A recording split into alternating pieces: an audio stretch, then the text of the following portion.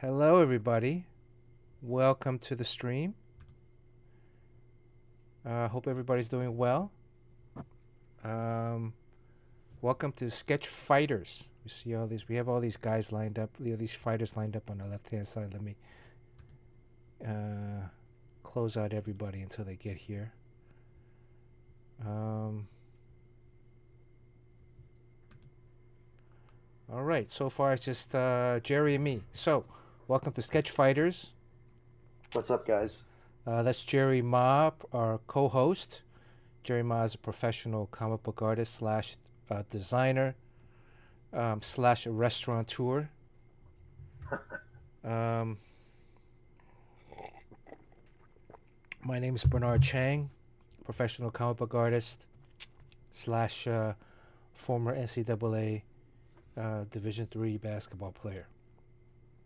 So on this stream, we chat comics and we do some drawing. Namely, hashtag Battle of the Sketches. This week's sketch is going to be Gender Bender. A female Punisher. Female Punisher. So this is... I gotta tell you, my drawing is quite bad. I had to crank it out really fast. Bad as in... As in actually bad. Not like Michael Jackson. Oh, bad, that's what I was saying. bad. Michael Jackson bad. All right. Well, later on, we're going to be joined by some other co-hosts.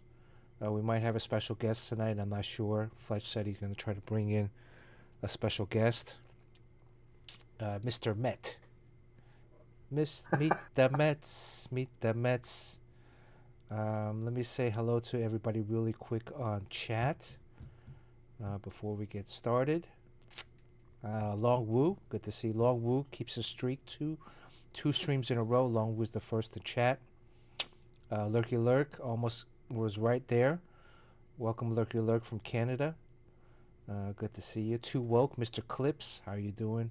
Too Woke is does a lot of clips for us on Twitch. Jay Dang, good to see Jay Dang. Jay Dang in the house. Simple Man.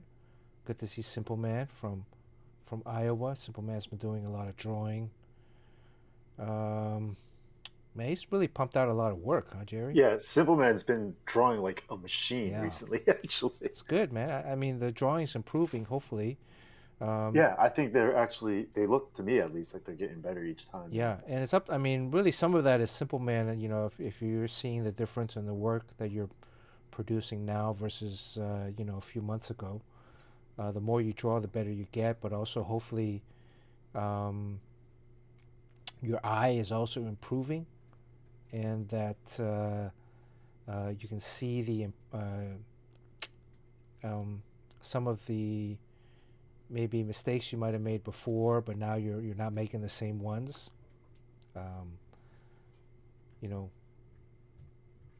Drawing is a continual process of improvement. So even for me, I'm still improving, trying to get better. There's drawings that I do every week, every night, and it's never going to be perfect. We always strive for that perfection. Jerry, do you have a piece that you think that you've done is near perfect? Not at all, actually. Every time I finish a drawing, I'll think it's like, oh, this is coming out okay while I'm working on it, and the second I'm quote unquote finished, I cannot stand it. Yeah. I genuinely cannot stand anything I've finished already. I look back and all I see are a million mistakes. I find that too. It's frustrating, right? I mean, it's... Yeah, I talked to my friend Ken Knudsen, right? Mm-hmm. And I think Ken is a pretty amazing artist, and he really values his original artwork, which I'm so jealous of, or I should say envious of him, because when he's done with a piece, he can enjoy what he just finished. Really? And he doesn't care if it's published or not published or whatever, if anyone else likes it or how many likes it got, but he can look back at a piece he just finished and enjoy it for what he just put into it. And for me, it's the second I finish a drawing, I just can't wait to get rid of it because I'm so sick of looking at it already. And I can only think of like, okay, how am I going to improve on the next one? And the second I think I'm improving, I already hate it again. You know? Yeah, that's really interesting. I mean, I kind of veer in between, mostly towards what you just said, in the sense that never really satisfied. I always feel like, man, there's something else I could have probably done. Um, with a particular piece. Uh, just really frustrating. More frustration than anything. Yeah, like I wish sometimes I could just, because I love drawing and I love comics and I love for me personally, I like to think I do more than just comics. So I love everything about the creative process. I even enjoy the research that goes into it. Looking up reference things like that. But with comic art in particular, I just cannot stand what I'm drawing. Like when I'm done with it, and I just wish one of these days, like I'm not sure what about comics I enjoy, if that makes sense. I don't Storytelling. think yeah, like I don't enjoy my at least my process at all. I do find it gratifying when I finish something, Mm-hmm. but I don't ever really enjoy a piece. Like when some artists say like, "Oh, like that was fun to draw," I just don't understand that. Mm. Yeah, there are a lot of times that actually drawing, I'm sometimes not a tremendous fan of drawing itself. It can become very uh, painful. But see, like when I do say some T-shirt graphics, um, sometimes like when I'll do one and I just know it's good, like I'll be like, okay, like I know this one is good, and like I can actually sit back and enjoy what I've just done. And I've never felt that way when I draw anything comic related. Well, excuse me. Let's see. Right now, today's punish. Has there ever been a female Punisher? I thought when we chose her that I was like thinking of something totally original, but Mm-hmm. apparently there is a female Punisher. Oh, there is. What's her name? I don't know, but Ken was like, there actually is one. Mm. Female comics, female Punisher. Let's see. Oh, here, blonde girl, Lynn Michaels. Earth 6. Oh, here's another one, Rachel Alves. So there's been a few female Punishers. Interesting. So every week we do a battle of the sketches, a drawing of the week. Oh, we have somebody else that's on chat with us. Is that Courtney? Hey. Oh, Courtney. Another co-host, Courtney, a resident Crasher. Resident crasher slash model slash dancer Model. slash lingerie model, corset model. Courtney, you need to do some what do you call that? Reference model. Like like I see some cosplayers do reference poses for artists. You should seriously consider doing that.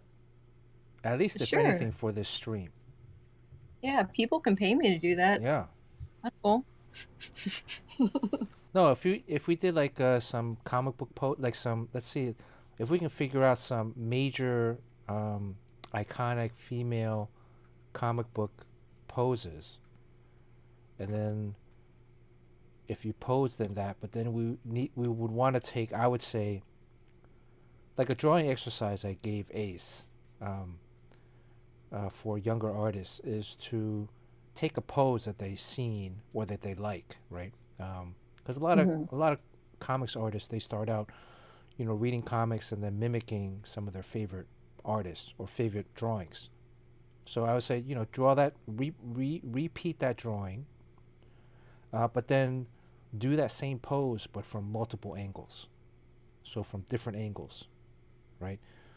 so that you can really truly understand that pose in a three-dimensional um, perspective.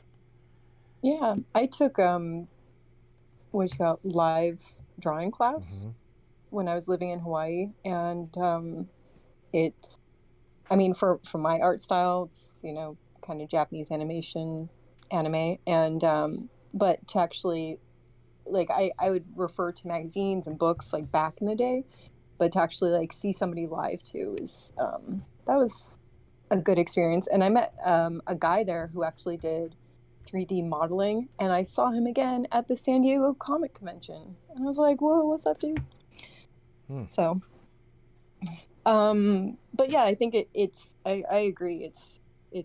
It really changes. It advances your art a lot, I think. Right. So how naked should I get? Well, that's No, That's but damn Courtney, cute. I think what's better is actually you have a pretty good grasp of the types of like dynamic poses that comic artists can use. mm-hmm. So like honestly, like you know, because you draw it yourself. And you read So comics, so yeah, so like you know about like foreshortening and all that stuff. So it'd be kind of cool to get those type of poses, like with, well, say a girl holding a gun at you, but like with the gun really large in the foreground, you know. I do have a really large gun. No, I agree. I think, I mean, I've seen a lot of like cosplayers that do a really good job, and then some other ones that um, try hard too. But I agree. I think it's Maybe you could put up just like a couple poses first in our Discord, and then based off that, you could make some PDFs to sell digitally or something. well, like next week's is Starfire, Firestar, Yeah, Starfire. Starfire from Teen Titans. oh Next month is entire month of George Perez tribute. So wait, I George, draw her. That was my one drawing I did. yeah. So let me finish with the chat. I forgot about this. Let's see. Let me go back and say hello to everybody, and so we catch up. Mr. Joshua, thank you for the sub. Tier 1, 19 months. Thank you so much, Mr. Joshua. Are you going to be at WonderCon, Mr. Joshua? Agnes Slam, 819. Good to see Agnes Slam. What's up, my girl? How you doing? Original OD, what's up, Bill? Good to see you. I will be at WonderCon, Artist Alley, booth B05. B as in Bernard. 05. What does the 5 stand for? I don't know. Last time I was there, around the same area, I had Le Petit something. This girl that made these little cute rice cookers from clay next to me. I should be there Friday, Saturday, Sunday. Let's see. Are you going, Bill? Going to? There's a. I think there's another show this weekend too, right? Yeah, actually, that's when I'll be going to the Mocha Fest in New York. Oh, really? Oh, Yeah, that's nice. so I'm actually pretty pumped. I'm just gonna be squatting at my friend's table. I think we have another guest on chat. Looks like Fletch is in the house. Fletch Chu Fong as our co-host. Fletch is former executive at DC Comics. Fletch is in charge of all the events. So whenever DC Comics would have a presence at a show, People presents? I never got a present from him. and he would have a present. Does he have a present for us tonight, Fletch? I was trying to keep it quiet, but yeah, we have a special guest here. He's going to make a brief appearance, and wanted to say hello. Hi, everybody. It's Fletcher, and special guest. You want to say hi? Hi, sure. I'm Fletcher's chauffeur for the Oh. day. Wow. Holy moly! I know that laugh Sweet. anywhere. I'm sorry, I lost a really bad bet, guys. That's all I got to say. A really bad bet. Do we have any guesses in chat as to who the special guest? I know who the special guest is just from his voice. You just said his name, Bernard. Huh? You said his name. I did? No, he did. He introduced himself. I introduced myself. I didn't hear it. Really? The whale didn't has hear it either. landed. We are truly in the presence of comic book greatness. Comic royalty. We do not deserve his presence. He said everybody said his name already in chat. You said it about me last week. Well, it gets tossed around a lot. Don't worry about that, Fletch. You know, we still love you. What game are you guys at today? We were at the Yankees game. Yankees Steinbrenner Field playing against the Phillies. The Phillies. Both Oh, those teams suck. well, Yeah, too. We couldn't root for either of them, so we It was just enjoyed horrible. the game. We kept on hoping both teams would lose. is there a tie in spring training? Can they There- tie? It should be. There is. If they both managers decide by the ninth inning, if they're tied, they want to leave it as a tie, then that's the game's over. Are there ever any fights at spring training? Not that I've seen, but No, no, we got one more game to go. So if you want us to start one, just let us know. I do. Well, I second that. if anybody hasn't guessed already, we have Dan DiDio as our special guest. And No way! No, that's when I was listening. you guys Sounds like they're drinking already. yeah, sounds They're like drinking and That's not driving, fair. apparently. we haven't stopped. We haven't stopped drinking. Of course we're drinking. We're in the car. What do you think? Oh my god. who's you guys wearing those jerseys? Who, what, and I don't know. Yes, we were. Whose idea was that? That was a hilarious idea. I bought those jerseys at the Cooperstown Baseball Hall of Fame, and I've had them, no lie, for about 15 years. I've never worn them, and I couldn't find anybody crazy enough to wear them with me, and yet here we are. Hello. Here we are. Drinking and driving in matching baseball jerseys. Dan, so That's it. how many games do you get to check out? Are you a Tampa Bay Rays season ticket holder or? No, actually, I only moved to Tampa mid last year, so I only got one Rays game in. I actually got it in the final week of the season, so that was good. Trying to get to a couple more, but we have 4 spring trading games under our belt. We're going for number 5 tomorrow. Sorry, we're in the middle of driving here too, so apologies for that. Oh, And He's taking a sip. was that like a major swerve? Why the? no, blocking a light that was red. Oh, So, which game is it that you guys will be going to so everyone can bring their portfolios to show you there?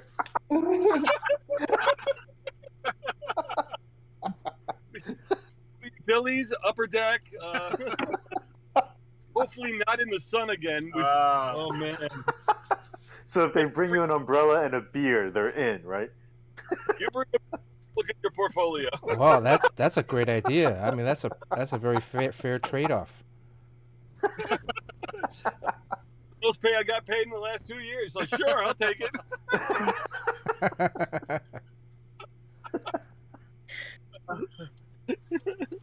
Guys are having so much fun.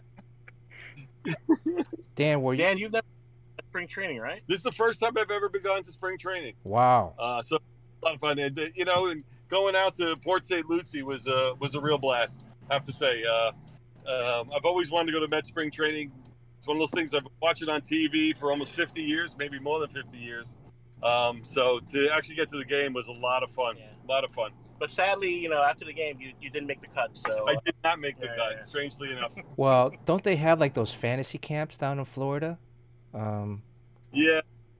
That's if I'm doing fantasies, that ain't the one. Oh my god. Hubba, hubba. Because there are those like you spend like a whole What are you week. talking about? It's about drawing Spider-Man. Come on, seriously. I get your minds out of Holy hell! What sort of show you put me on here, Fletch? called Twitch for a reason. oh, it's only getting started. Man, where's Sean? Sean's missing all of this. He's going to tomorrow's game with a umbrella and a beer. He's in the Yes. back seat. Just so you know, we have Bernard Chang. You know Bernard. I know Bernard Chang, but I've known Bernard longer than I've known you. How about that? Really? Yes. Yeah, if you think about it. When was the first time you guys met? Well, actually, we were working on Second Life of Dr. Mirage. How about that? Yep. That's right. 1993. Exactly. I was doing publicity for ABC, and one of my actors wanted to be involved in comics. I got a good excuse to work in comics. Talked to the folks over at Valiant, made a connection there, and they worked out an appearance for the character in Second Life of Dr. Mirage, drawn by Bernard Chang. Yep. There you go. How about Wow. that? 94, Ooh. 5? No, it's got to be earlier than that. 93. 93, right. There you go. Oh, 93, maybe 90, early 90, 93, 94, maybe. Maybe, yeah. Sounds about right. Yeah, 94, maybe. Who else we got in the call? We got Jerry Ma, Jerry a friend Ma. of mine, our talented artist, and we have Courtney. Courtney's Hey, Fletch. what's that? I said, hey, Fletch. Hi, Courtney. And, it looks like Tommy Lee's about to jump on pretty soon. Emily Edwards will be Oh, jumping there you on. go. Okay. And also Sean Chen. There you go. Well, this is very artistically. How did you get stuck with this crowd, Fletch? Everybody else has talent. I know. Not me. Not me. I'm the comedy relief here for the executive. Comedy release. Oh, my God. I've heard you joke. All right.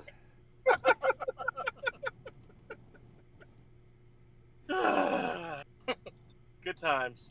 Okay, back at the house. We made it. Okay, you can put your beer down. Oh, chug, chug, chug.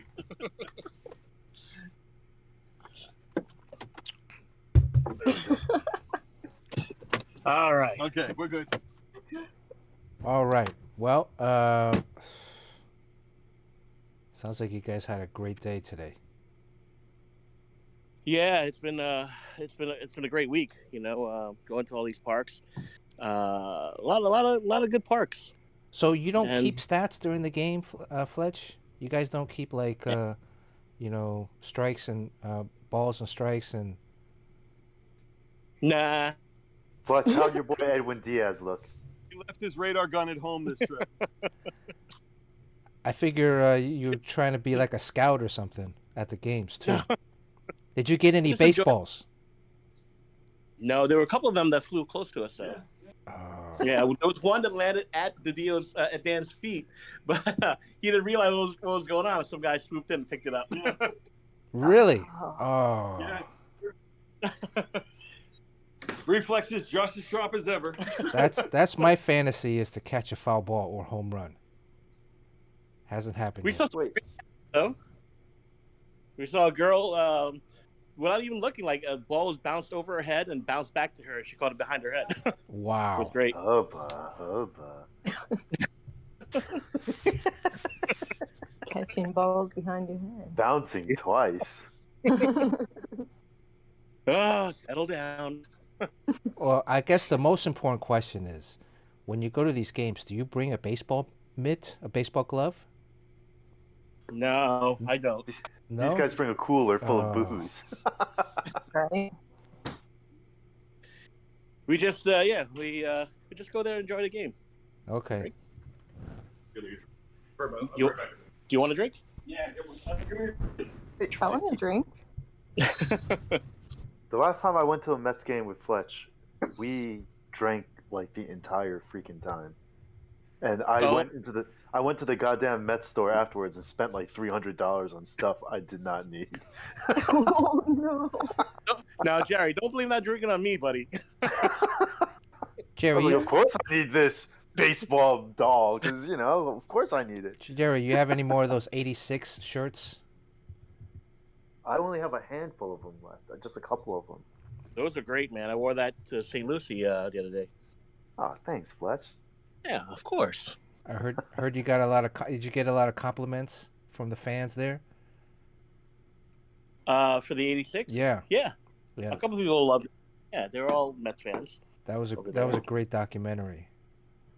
Hey, you're having a raid Oh, right we're now. being raided Why by not? Michael D. Nicola. Michael, how are you doing? Good to see you. We have Jerry Ma, we have FLETCH CHU FONG, we have Courtney, and we have a special guest, Dan DiDio from DC Comics. Well, I think Dan is out for the count now. You passed out. He went to go take a break. He went to use the restroom, but he'll be right back. Where's There he Sean? is. Sean gets to answer his most endearing question.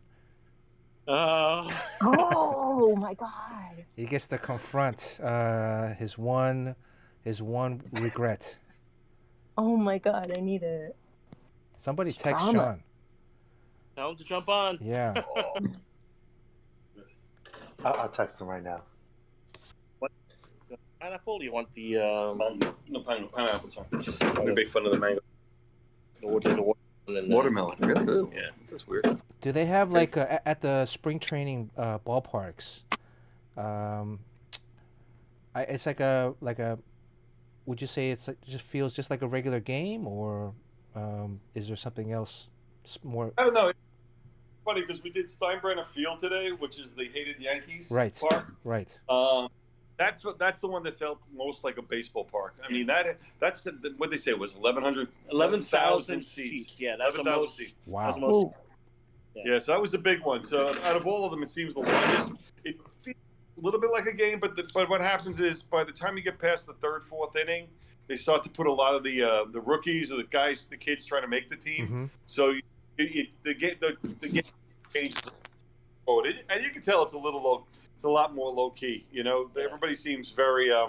There's not that same sense of intensity going on there. Mm-hmm. Maybe it's also because it was 90 degrees out. That might be why too. Today was scorching hot, the hottest. Oh my of all God, the it days. was hot today. Yeah. Yeah. And at every one of the games too, Dan turned me onto this. There's behind home plate, there are a bunch of scouts there with radar guns and taking notes and on their iPhones. So it was kind of fun to see them, checking out the talent.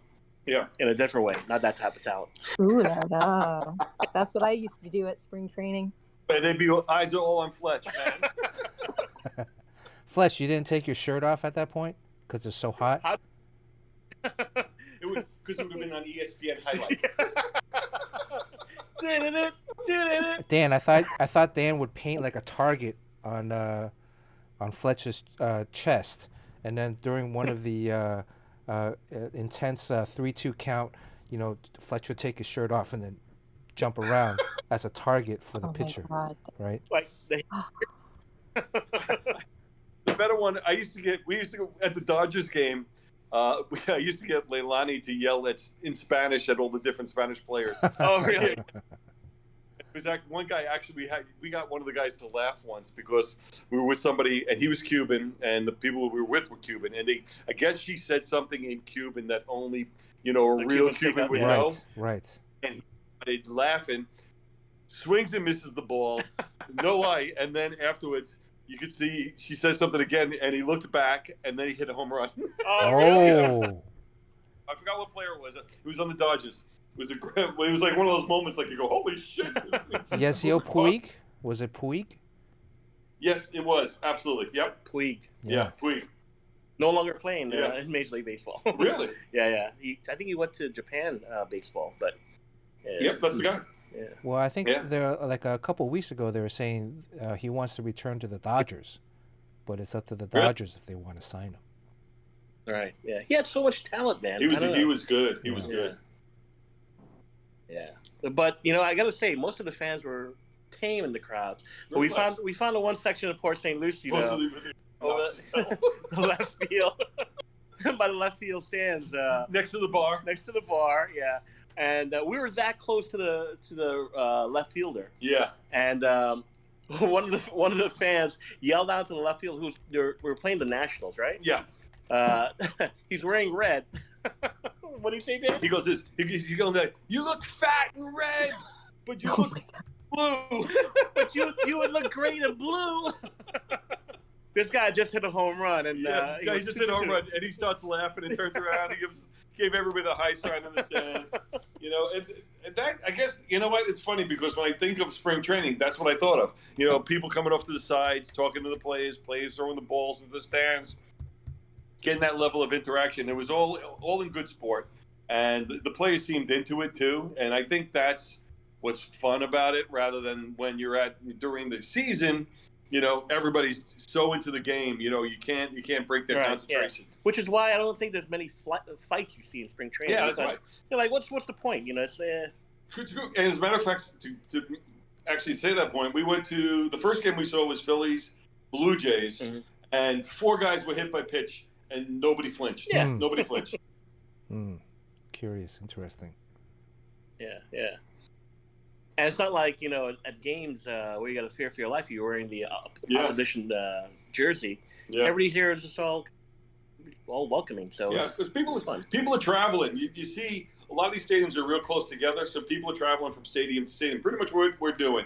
They're more fans of baseball than team, but they really want to see baseball. Right. And that's what I really enjoy too. Never in my life would I think I'd be going to Phillies and Yankee games, but I still had a halfway decent time. So are we going to start a fund? I'll throw in $20. Get Fletch to streak tomorrow, since that's your last game. I'm in. Okay. It looks like Tommy jumped on. What are you Tommy, are you there? Yeah. You don't want none of this jelly. Come on. You can't handle. What's up, Tommy? Tommy Lee Edwards on the stream. Hi guys. Hey Tommy, how you doing? Good. Hey Tommy, Good, Bernard. We have Fletch on, we have Courtney, we have Jerry, and we have also special guests. We can't see him, but we have Dan DiDio also on, and Fletch and Dan. They've been going and checking out all these spring training games down in Florida. Tommy and I went to one game at Shea Stadium, one of the last games at Shea Stadium, and we got 9 baseballs. Yeah. Oh my god! Did you buy them? No. We beat up some little kids. I used to have a problem going to these games. I had to get a baseball, right? And so a surefly way to get a baseball was to go during batting practice. So you go a little bit early, about an hour before the game, and usually it's the visiting team that takes the last batting practice at the home games. So it was at Shea Stadium, but I'm a big Expos fan. But by this time, the Expos had moved to Washington and become the Nationals. So I gave Tommy an Expos jersey, and I wore a Nationals jersey just to, double down, because there were still some players and staff that were former Expos with the Nationals at the time. So we would stand, and I got his seats right behind the visiting dugout, and in line with the third base. So we got a couple of balls during batting practice already. There was this guy standing next to us with a Mets jersey, and he was there with his mom, Tommy? From what I remember, unless he has much older taste in women, maybe. Because he was complaining to her, because like Tommy and I would stand there side by side, with the Expos and the Nationals jerseys on, holding our gloves out, right? And the players, we were surrounded by Mets fans, so of course the Nationals or Expos, they would throw us the ball, right? So we had like 4 or 5 balls to start the game already. So I was okay. I didn't have my itch, where sometimes if I don't get a baseball during the game, I'm just like getting really anxious. It's almost like wait, get it straight. You guys have 4 balls between the both of you, and you had an itch? Right. Okay. And no, I heard. Oh, good. Sorry, go ahead. But then throughout the game, because I had the seats that I got, we were aligned with again, visiting dugout, third base line. So usually after the third out, a lot of times the player with the ball, usually a first baseman or whatever, or pop fly, they would run to the dugout to throw the ball into the stands. We got another 4 or 5 balls during the course of the game thrown at us. So And that guy sat next to us, that Mets fan that was He was complaining. so pissed. Every time they would throw us the ball, I could hear him in the back. He's like, "Oh man, come on!" And then we gave the balls away to a bunch of kids anyway. Yeah. But not to him? No, No. not to him. Did his mother say anything? I think she was just like, whatever. But I just remember that guy. He was just complaining the whole time, and Tommy and I would just laugh. And I brought a backpack, and we'd open up the backpack, and it was just full of baseballs. Yeah. Oh my God. And it's so cool at the moment, and then you're like, "What are we gonna do with these baseballs?" I know. Afterwards, I felt a little bad, but I realized I had a problem. Yeah. But Oh man. but you also it's interesting too, because when you get the baseballs, you know that they reuse baseballs during the game during batting practice. So, but they also have batting practice specific baseballs, and sometimes you get a ball with a stamp, a commemorative stamp on it. So, the batting practice baseballs were like of lesser quality than the regular game balls. And then you get different. Some are scuffed up, some are brand new. Most of them were kind of scuffed up. Usually during the game when they hit a foul ball or a ball into the dirt, and the umpire would collect that ball and put it away. That's what they would use for batting practice. So I don't think I've been to a baseball game in years, though. So Really? Like Dodgers? I'm not a big Dodgers fan. No.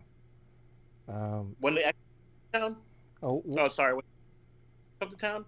when I'm a big Expos fan. When they moved to Washington, I kind of became a Nationals fan by default. But then I didn't really like how the Nationals organization handled the transition, where they didn't recognize any of the Expos' former players. The Expos had retired a couple of numbers. Right. Gary Carter, number 8, being one of them, and the Nationals didn't recognize that. They still had players wearing number 8. And then I was thinking about being a Marlins fan, since I'm from Miami, but I couldn't do that at the time because the previous owners of the Expos, the ownership group that kind of ran them to the ground, Jeffrey Loria, moved down to become the Marlins owner. So out of loyalty to the former Expos, I couldn't be a Marlins fan. So just out of that, over the years, stopped following baseball as closely as I used to. But Right. but it was fun. I do miss it. Going to the games are great. Yeah. Yeah. Looks Sean like joined Sugar us. Sean is here. Can we? Sugar Sean. Hey people. Sean, Hey Dan. Thanks for popping on and gracing us with your presence. It's much appreciated. Okay. Yeah. Why is that funny?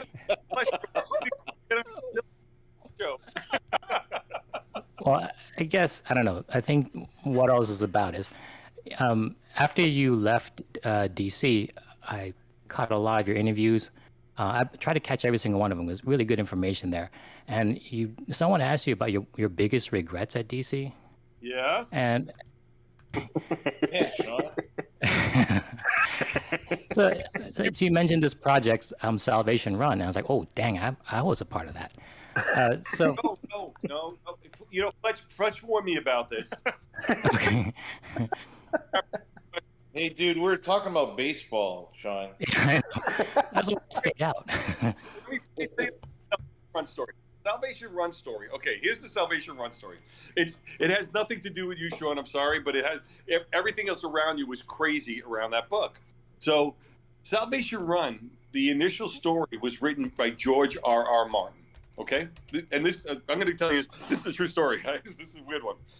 So anyway, the original story was written by George R.R. Martin, and it was supposed to be an alternate reality story featuring all the DC Universe characters, villains being put into another world and telling the history of those characters in another world.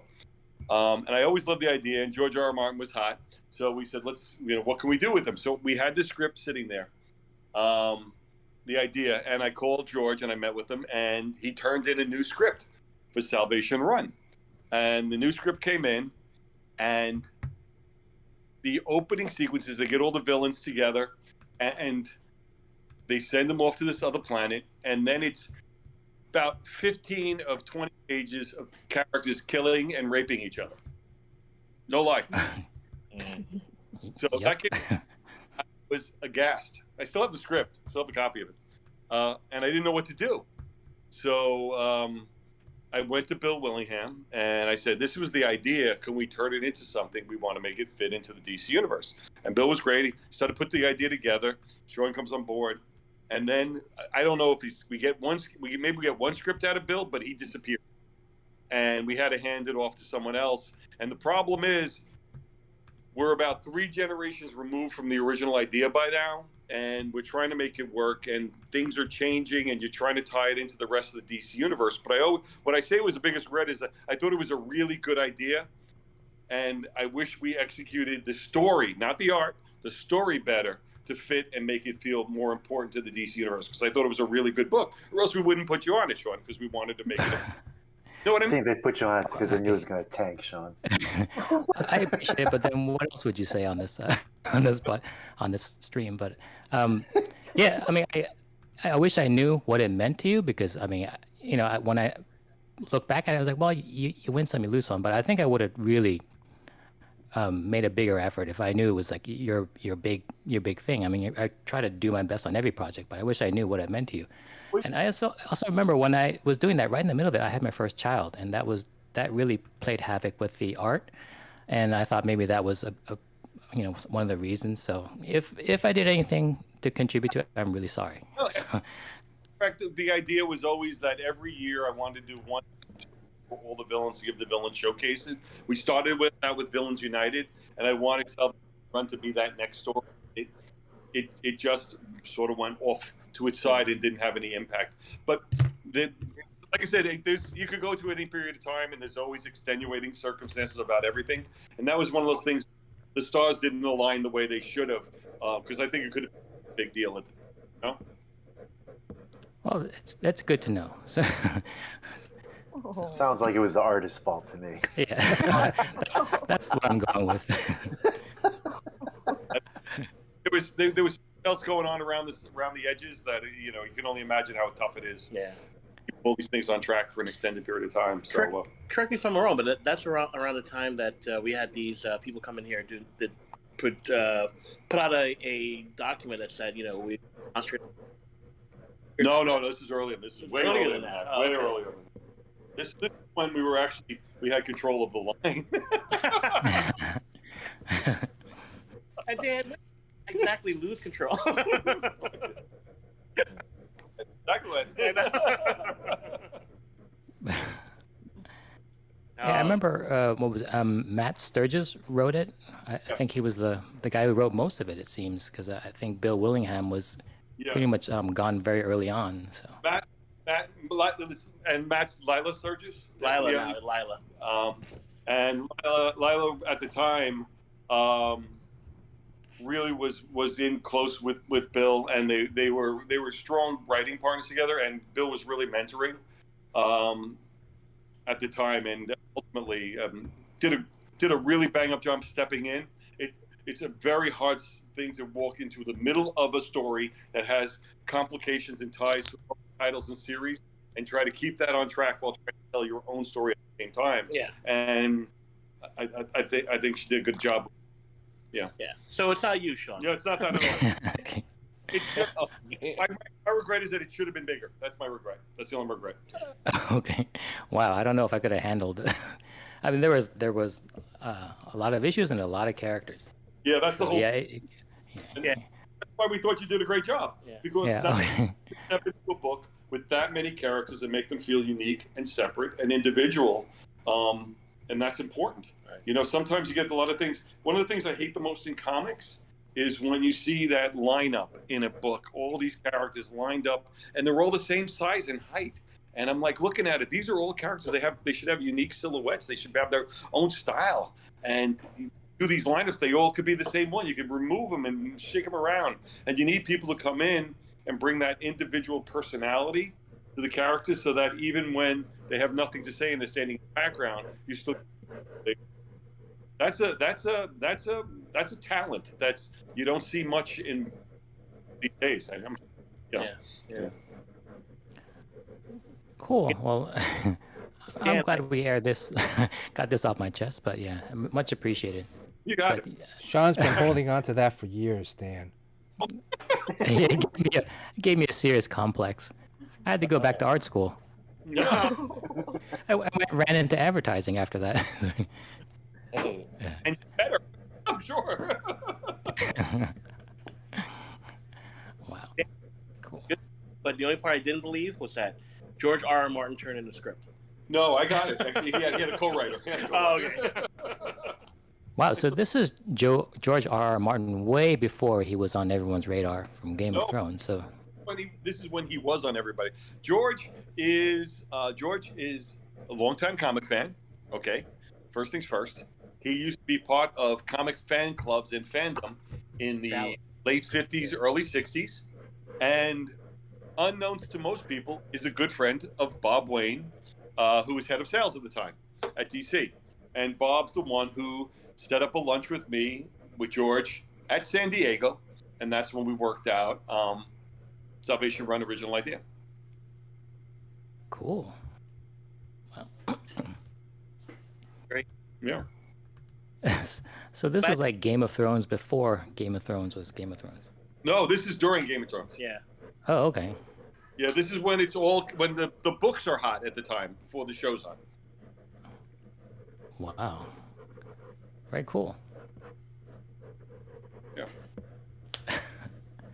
Well, Sean, But- I'm glad you heard those demons, and Yeah. I sort of believe it. So believe it. This is the earliest we've had Bernard start drawing, by the way. he's got deadlines. He's got DC deadlines. I got deadlines. I gotta ink another page tonight before I go to sleep. So So when you worry about your deadlines, do you see Dan's face still, or? No. Not me, man.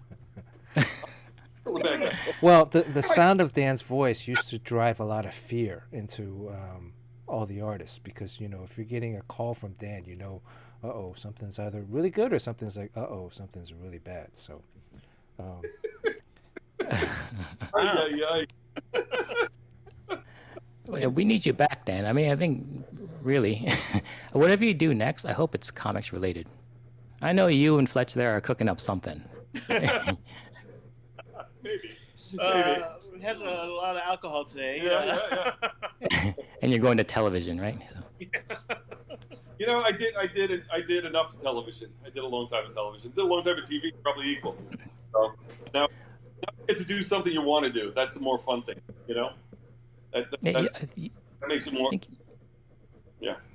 You once said you wanted to run a network. That's a lot of a lot of responsibility. Yeah, that's younger Dan DiDio.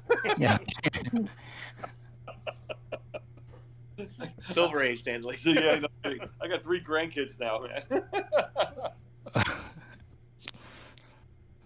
Wow. Susan Lucci, you worked with Yeah, I worked in daytime soaps. daytime soaps. I worked in news briefly.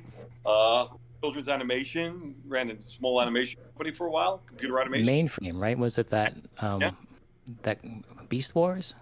Beast Wars, yeah, we were the first computer animated TV, did the first shows for computer animated for television, which was, as you can only imagine, I was out there trying to convince people that computer animation was going to be the next big thing when cell animation was the only thing at the time.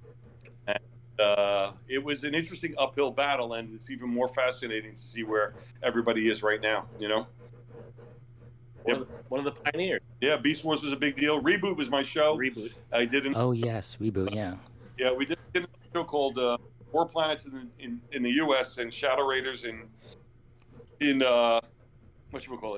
Canada. Then we worked on. I did Heavy Gear, Action Man, Little Max Steel. Did a Casper video. I did the Barbie videos. The Barbie.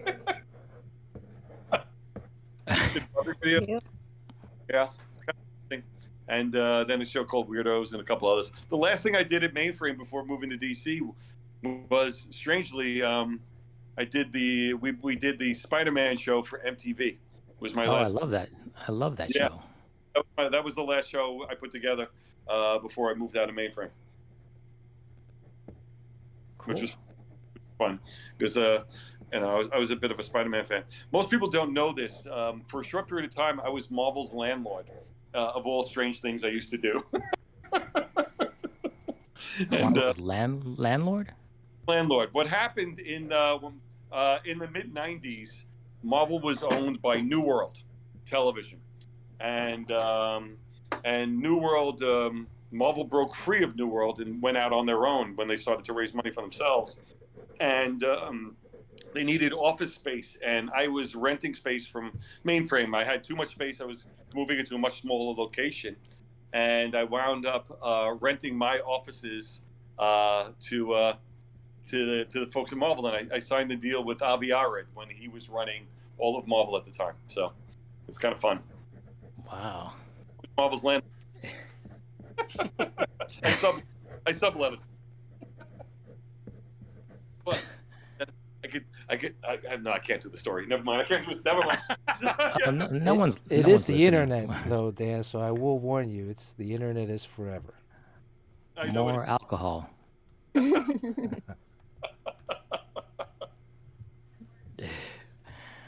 But I did have a good meeting with Stan Lee over that office space. Let's put it that way. Anyway. Oh, damn. I wanted to get this stream on Bleeding Cool somehow, so this has got to be it. Sean, there's no spilling the tea here, buddy. Yes. More alcohol, whatever you're drinking.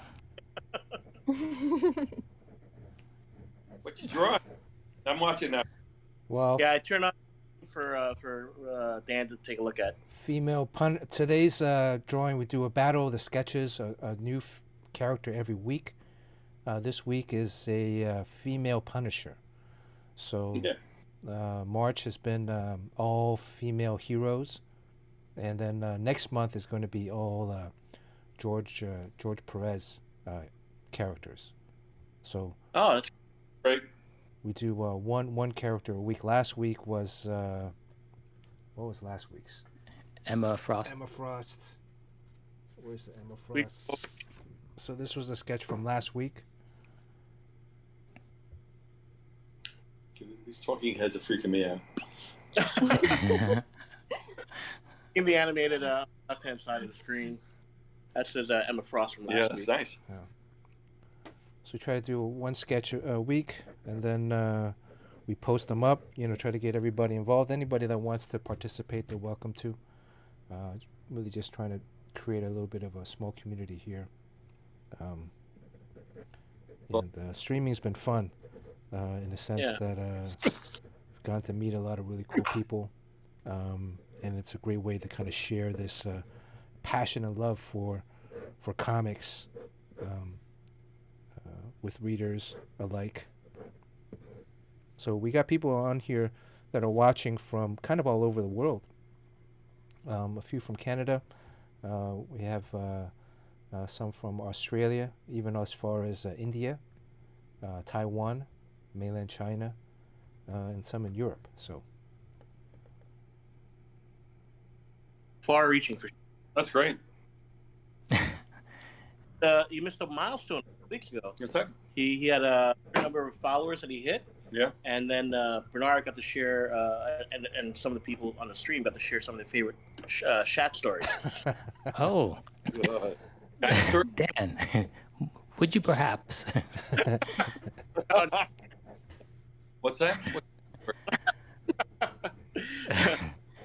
Where they were panicking about shitting and it was nearly crapping. Then I would just do your story from the Oh, baseball yay! game. I can. Wow, Fletch has been holding back. Fletch has a good story from the ball game the other day. You should. Italian sausage and peppers when it was sitting out for the whole day at the Port St. Lucie Stadium. Yeah, yeah. You never buy a sausage and peppers in the 9th inning, okay, guys?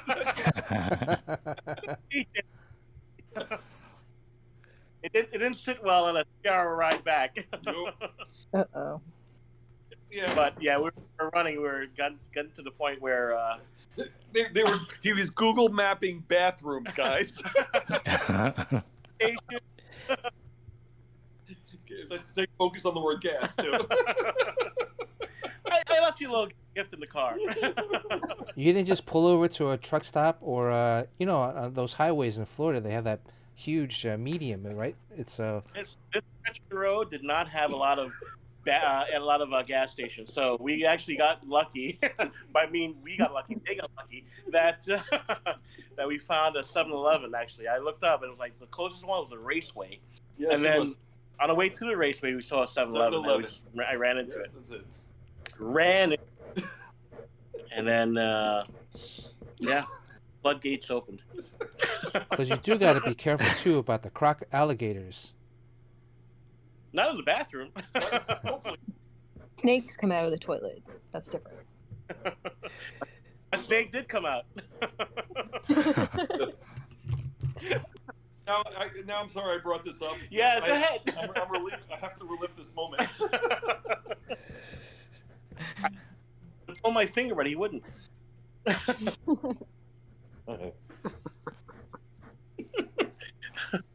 What was that warehouse that you guys visited that had all of those comic book? It was Coliseum of Comics. It's one of the largest retailers in North America. It's the largest chain. It has about 9 stores. I think he's just under Graham Crackers. Graham Crackers has a little. Maybe they might be the same size now. The same size. Might be the same size. Actually, it might be bigger. It might be bigger now because he's opening another store. So it has about 9 or 10 stores, and that was their warehouse. Those statues you saw me posing with, they use at conventions. Yeah. For their boot space. Yeah. Oh wow! So can people just buy those big stand-ups, or He bought it. Oh, yeah. Yeah. It cost like whatever number it cost to buy. It cost 3 times as much as to make them, to ship them, to get them. Yeah. Wow! With shipping, there was a per day fee for storage at the docks and everything. So it was a lot of it was more expensive to get them. Is Sean talking for you? These are all just moving. Oh, okay. Yeah. I'm watching Fletch talk and his lips aren't moving. Well, because Fletch is telepathic. Everyone has a particular power. So Dan, the editor, comes in. So it was a comic book store warehouse. Yeah, actually, I do a Phil Boyle story. Let's do a Phil Boyle story. Yeah. So Phil Boyle story is, I used to do retailer road shows, which means we used to go into certain portions of the country. And Phil Boyle's the guy who owns Coliseum of Comics. He owns Coliseum Comics, so he's the guy who invited us over there. We went to see him. So we went to we were doing one down in Florida, down in Orlando, and we were out there pitching a lot of things, and I'm standing there, and we're finished giving out pictures of all the new stuff, and we're just sitting there chatting, and I was meeting Jimmy Palmiotti, who also lives in the area. We were going to go out and grab a bite to eat after everything, and I'm standing there with Jimmy and Phil Boyle, and we were just talking, and I was lamenting that DC didn't have a character as strong, or a type of character like Deadpool. We weren't be able to do it. And I always felt Ambush Bug wasn't that character, but I thought it would be great if we had a character like that. What we do? And Phil goes to me. He goes, "Well, you do have one of those characters." And I said, "Who's that?" And he goes, "Harley Quinn. Harley Quinn's your Deadpool." And I said, "Harley Quinn's my Deadpool." Now I only knew Harley Quinn really from the comic that was running at DC when I first got. And it was this very serious, a little bit comic, so I didn't know what he was talking about. And I wasn't, I'm going to miss something. I wasn't that familiar with the Batman TV series that was on the air, because it was on Fox at the time. I was working for ABC, and I considered that heavy competition, so I didn't watch it that much. So Jimmy's standing next to me, and I turned to Jimmy and I said, "How well do you," because Jimmy had written Deadpool, so I went, "How well do you know Harley Quinn?" He goes, "I think I can know it." And I said, "Do you think you could do something with this?" And Jimmy goes, "I'll talk to Amanda. We'll get back to you with the pitch." And literally, that's how the Harley Quinn book started, with Jimmy and Amanda. And then from there, it came out, and it was a monster hit for us. So Phil was right. It was they did accomplish what it was, and it did become for a period of time DC's Deadpool book, and did extraordinarily well for a good 5-6 years. I mean, it was pretty amazing. But Wow. credit Phil for the guy who convinced me that Harley Quinn was a book to bring back to the table. Wow. That guy should be I don't know, editor-in-chief. I was just gonna ask how many boxes of Salvation Run do they have in the back warehouse? Anything they didn't sell, they slabbed because they know it has future value. How about that? Wow. It's great to see all those different books, and a lot of stuff is scorching hot right now in the back. Yeah, they said the back issue market's red hot right now, especially stuff 80s and 90s is real hot. Wow, what's wrong with the current books? Don't get me started. Wow. Hey, well, I was drawing back then, so hey, that's good. Well, we also have a thing running on this stream here. Sean's first book, professional book ever, was Ryan the Future Force #9. And that book sold, I don't know, a couple million copies? 800,000? Close. Ordered, I was not close. sold? That was close. So, Dan, do you want to guess what Sean's first royalty check was at Valiant Comics? Oh, no, this is... Seller? There's a reason why we call him Sugar Sean. Sugar Sean. What was about 100 grand? Oh, no. 80. Trying to think of percentage. I don't know. I don't know the numbers at Valiant. Were they generous at Valiant? They were okay, not bad. I mean, Sean's first royalty check was $99,981. Okay. Well, okay, that's not true, but it would. That number seems to grow. Like every few months, it gets like another 50,000 attached to it. It was well, it was what was this? Well, really, it was like 60 something, right? 60. Okay, that sounds about right. Yeah. I was going to say 50. Yeah, that was it. So, and I didn't blow it. I saved it. How exciting! Bought a house with his royalty check from Death of Superman, something like that. Probably, yeah. Yeah. Or like Chris Claremont. What?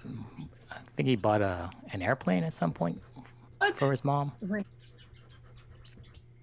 Yeah, well, probably not what you think kind of airplane. It's like one of those twin engine Cessna type things. Like his mom's a pilot. Oh wow! Really? Yeah.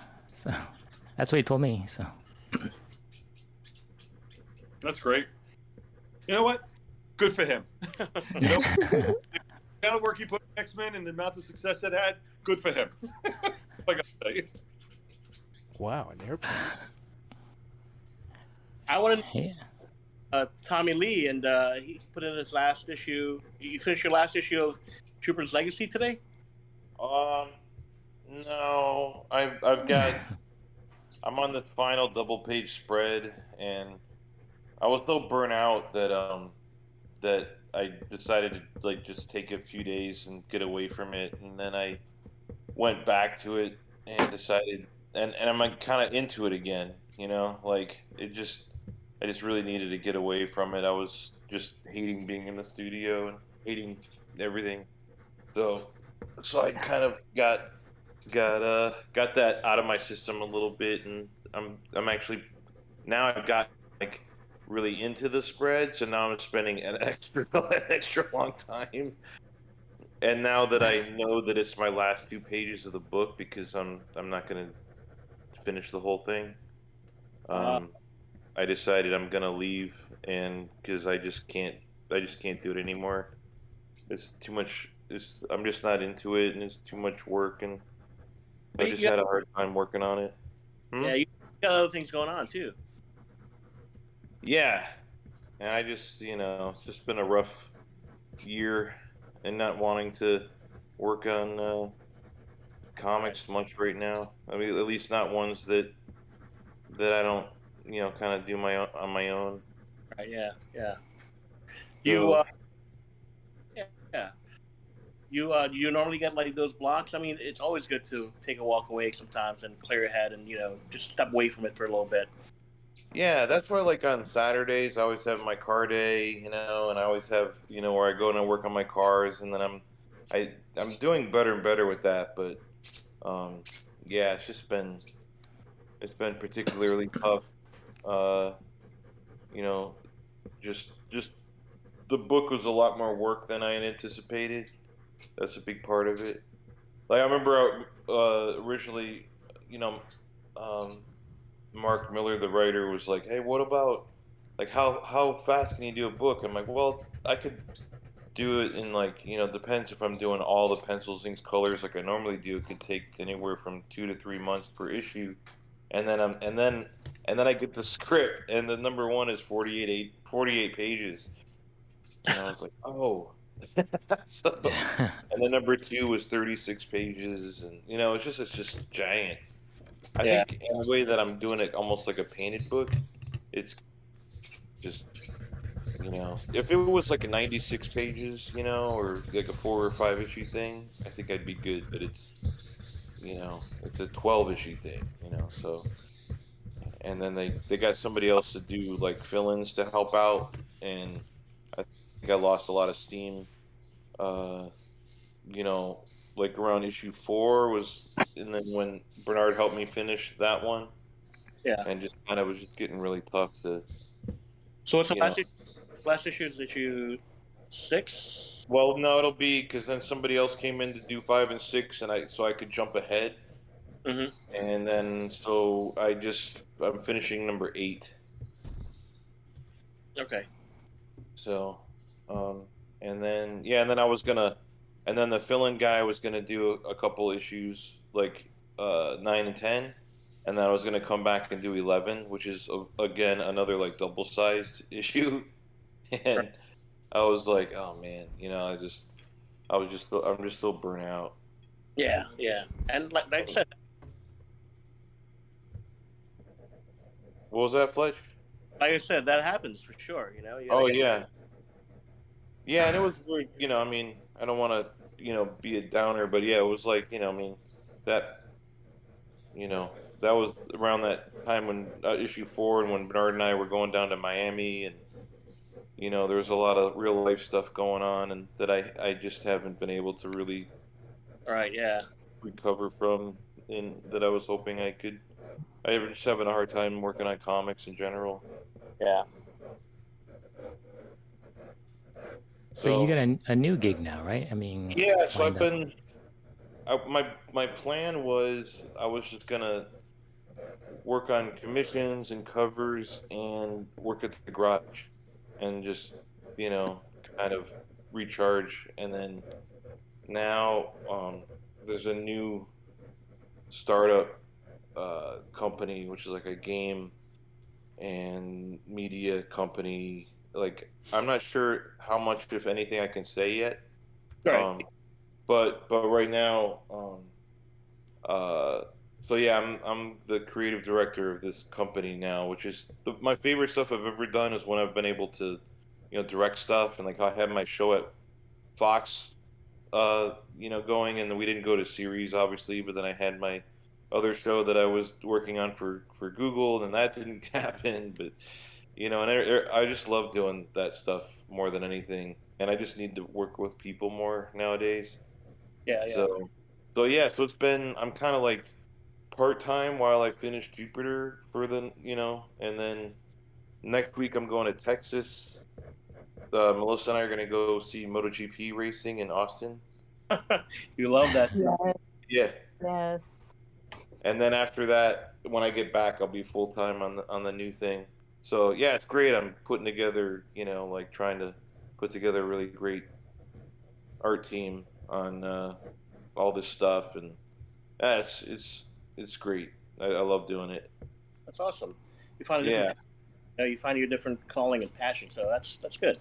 Yeah, And I really like it. It's good. I haven't felt like challenged like in a good way in a long time. I feel like.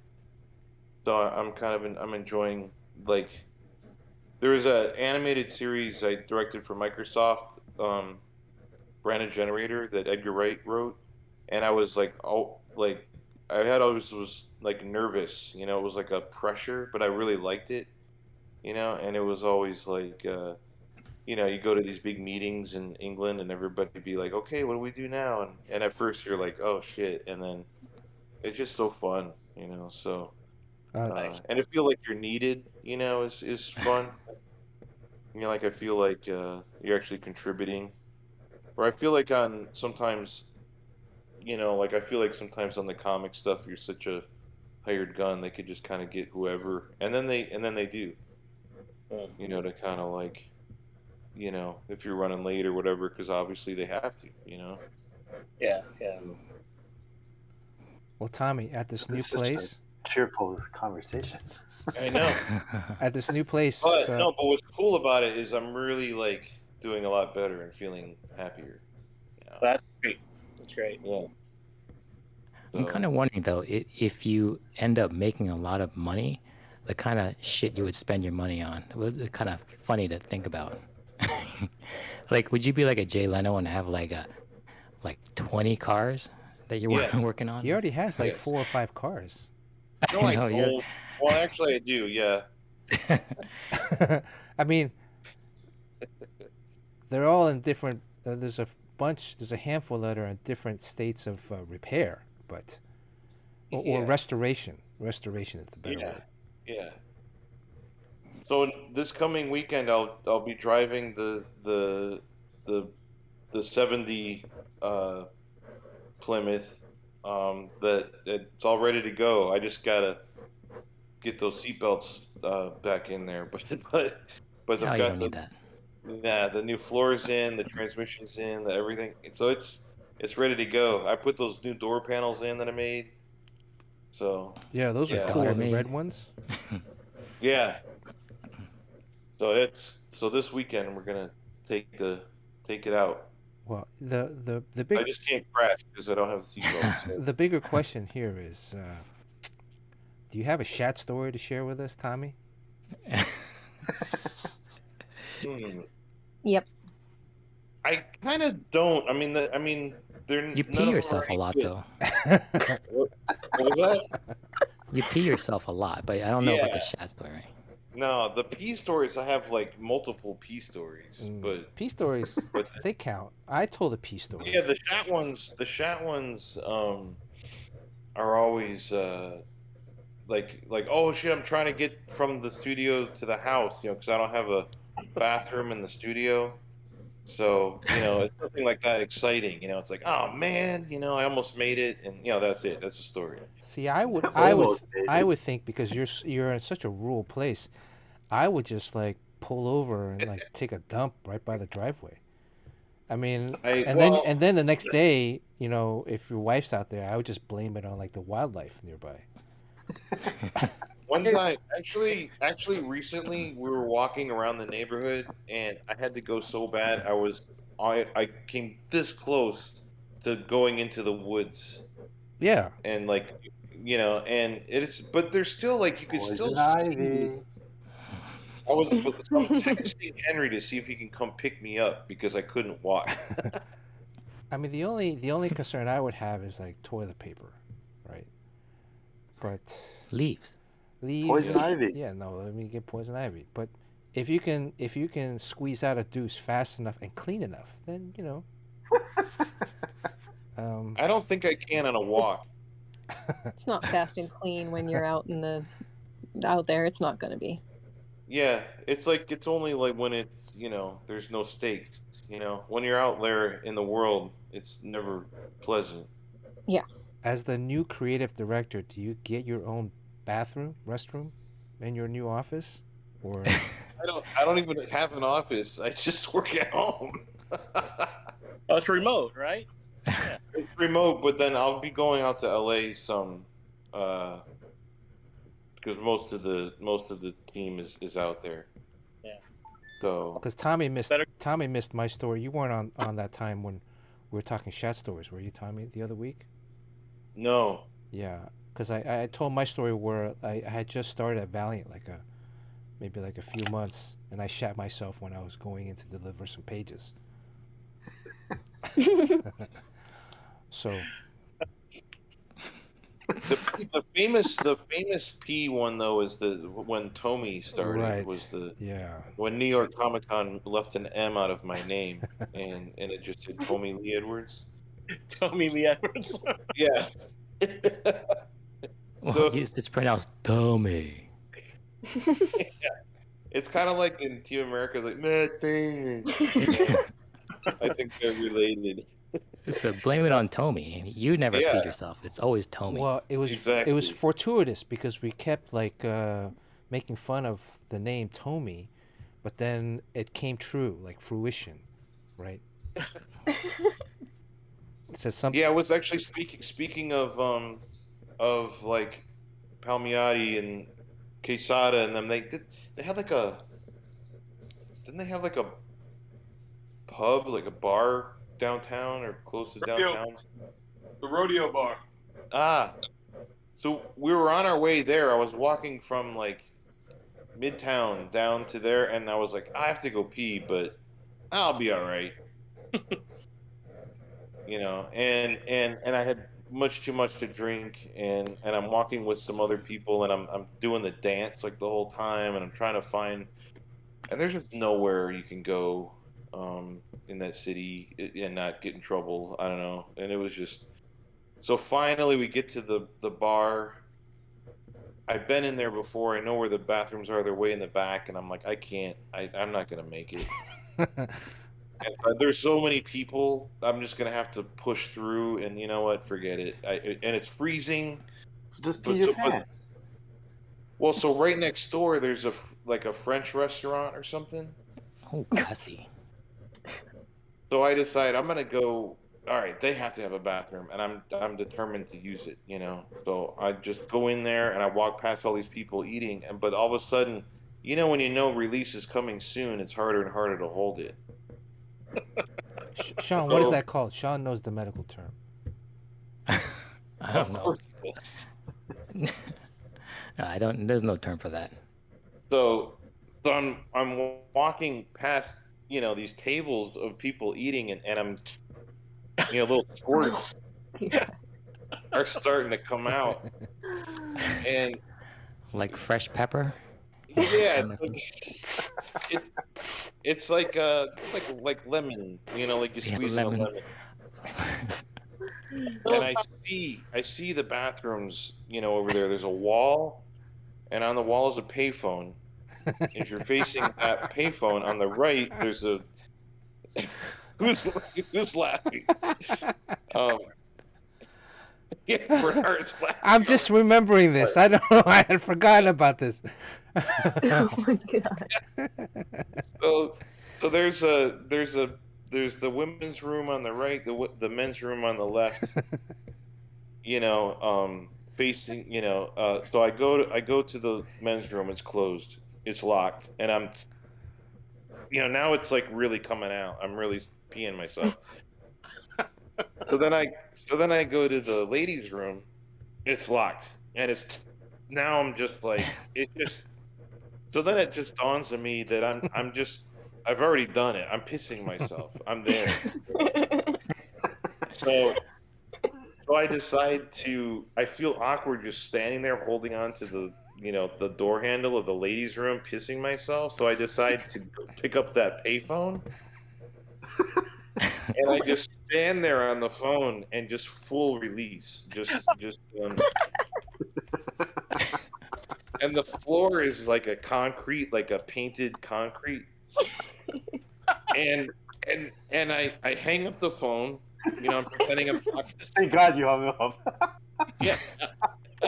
Wait, what's the name of And the I look restaurant? down, and it's just a lake. I mean, it's just a lake. So I just, oh my God. And so I go to walk outside, and I'm walking past all these people eating, and my shoes are going, wait, wait, wait, wait, wait. And there's tracks. There's just pee tracks going through the restaurant. Outside. And I go outside and then I remember that it's February or whatever in New York, and my legs, my pants stick to my legs, and I'm freezing to death. So the pee is turning into ice now, and Were you I wearing saw. or jeans, or did it show that you peed? No, I was wearing. Actually, no, I can't remember. I was Khakis. wearing dark slacks, like dark pants. So they Dark. were like, they weren't jeans. They were like fabric, right? I don't know. Jerry would know. So I'm walking, and I'm like, oh, I got it. And then a couple of my friends who were waiting for me to come into the bar, I was like, I gotta go, and they're like, what happened? And I'm like, I gotta go. And then so I start walking as fast as I can to the hotel, and the phone rings, and I pick it up. It's Bernard, and I'm like, he's like, what's going? Are you going to the party? I'm like, I was just there. I have to go back to the hotel. And he's like, what happened? I was like, I just pissed myself. And he goes, again?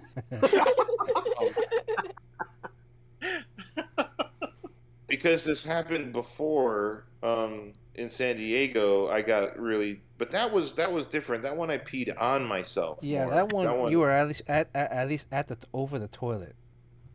That one I was sitting on the toilet because I couldn't stand anymore, and so I was sitting there in our hotel room, and it's like one of those rooms where it's me and Bernard and Sean and JP, and we're always sharing rooms or a suite or whatever we could pitch in on. And and but what was funny was that night in New York, because it was all worth it when Bernard got to the hotel and then saw my clothes hanging there dripping, and just Bernard makes that laugh where no sound comes out, just his body kind of shakes. I had forgotten. So yeah, basically I had forgotten about that night. Oh man, yeah. Well, and then the one in San Diego was the one where I was sitting on the toilet, and then I got up and I was like, man, there is water all over this bathroom. Oh my god. No. Yeah, so I just kind of let it fly. It went everywhere. And yeah, and then yeah, I just remember JP and Bernard were like, what the hell, man? Like. So is it Tomei P. Edwards now? Yes. Those are both Tomei. But I guess the first one was me. The one in San Diego was me. The Tomei was New York, and then what was really messed up was then I got cleaned up and went back to the bar.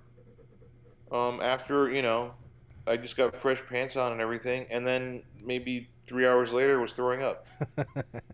So it was. I mean, Tomei. After that, my wife started putting a care package in my luggage. You remember that, Bernard? Right. We show up at the convention and you open up your suitcase. Yeah, It says in my Tomei on it. suitcase was a red bag for Tomei, and it was like it had Depends in it, and like vitamins and like a note.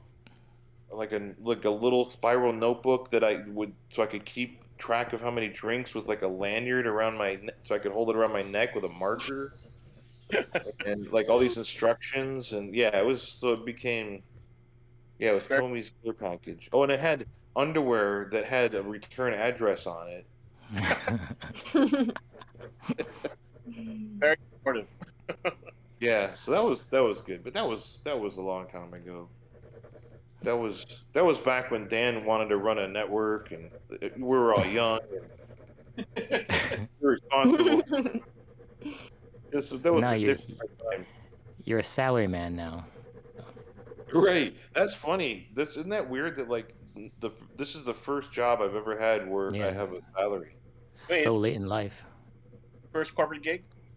Yeah, I've never, I've always been, freelance. I've always been contract, I almost years ago I was working on a movie for DreamWorks Animation and almost, went in that direction. but we'd have to move back to LA and everything. I think it's easier now with doing remote, and then Yeah. I mean, the reason I was late coming on the stream was I was having a meeting with somebody, on the other side of the planet, about this stuff. So it's pretty cool. We're on opposite tracks. It's my first time being a freelancer. Exactly. I thought about that. Hey guys, I'm sorry, I gotta take off. So Tommy, congratulations on the gig, though, man. And I'm Thanks, sure Jerry. I'll probably be talking to you pretty soon, regardless. Yeah. And Jerry, thanks again for all your help lately. No, it's all good, dude. Happy holidays, everybody. I'll talk to you guys soon. Happy All right, see you, buddy. holidays. See you, Jerry. Happy holidays. Holidays. Jerry's been helping my daughter a lot, Scarlett, with some school stuff, and because she's in fashion and apparel in the business school at UNC Greensboro, and so she's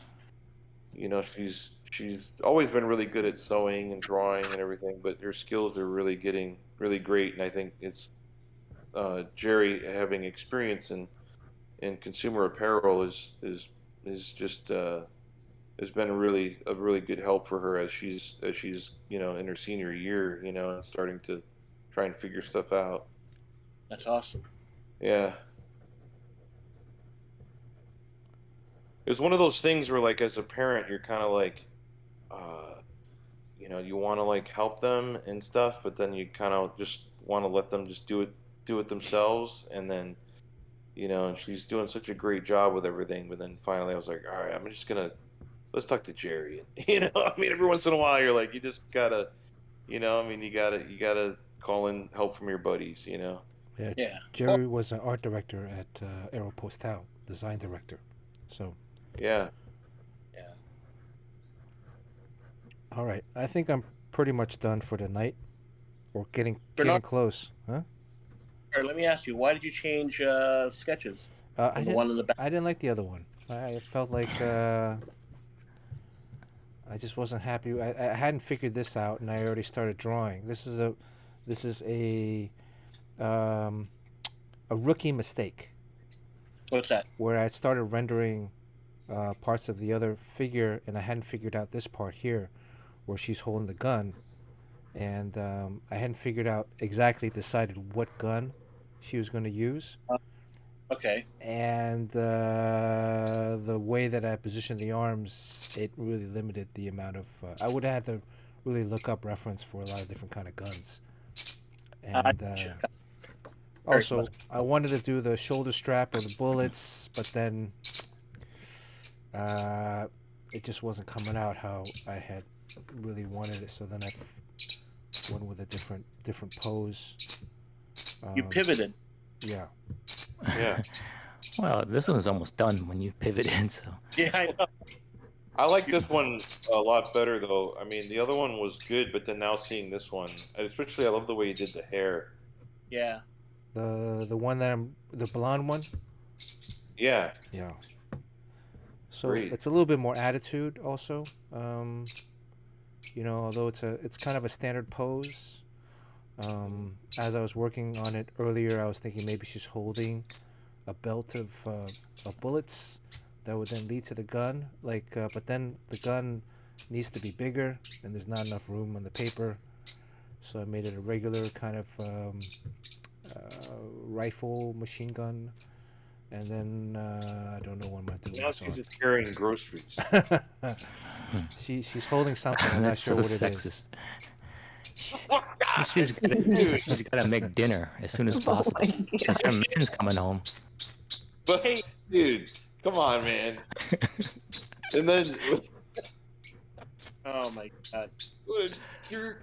well, you know what? But you know what? She killed that pig, so she fried, and then she brings home that bacon and fries it up in a pan. Good save. Good save.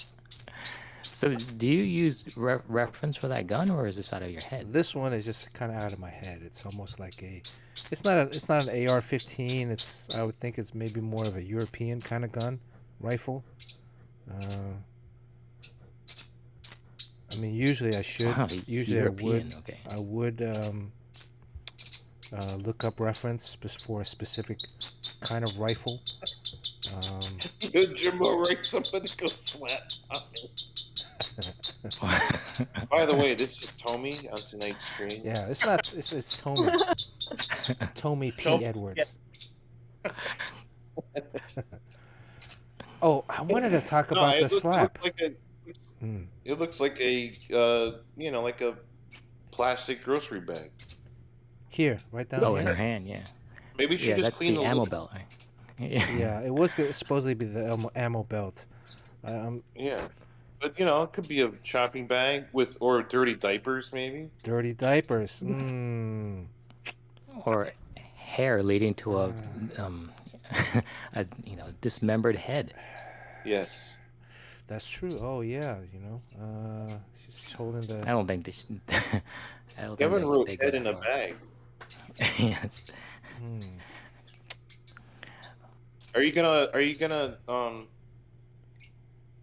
auction this one off or whatever you call it? Yeah, I think I'm gonna give it away to somebody, a lucky viewer, on the stream. 2 drawings in one. Yeah, you get 2 drawings pretty much.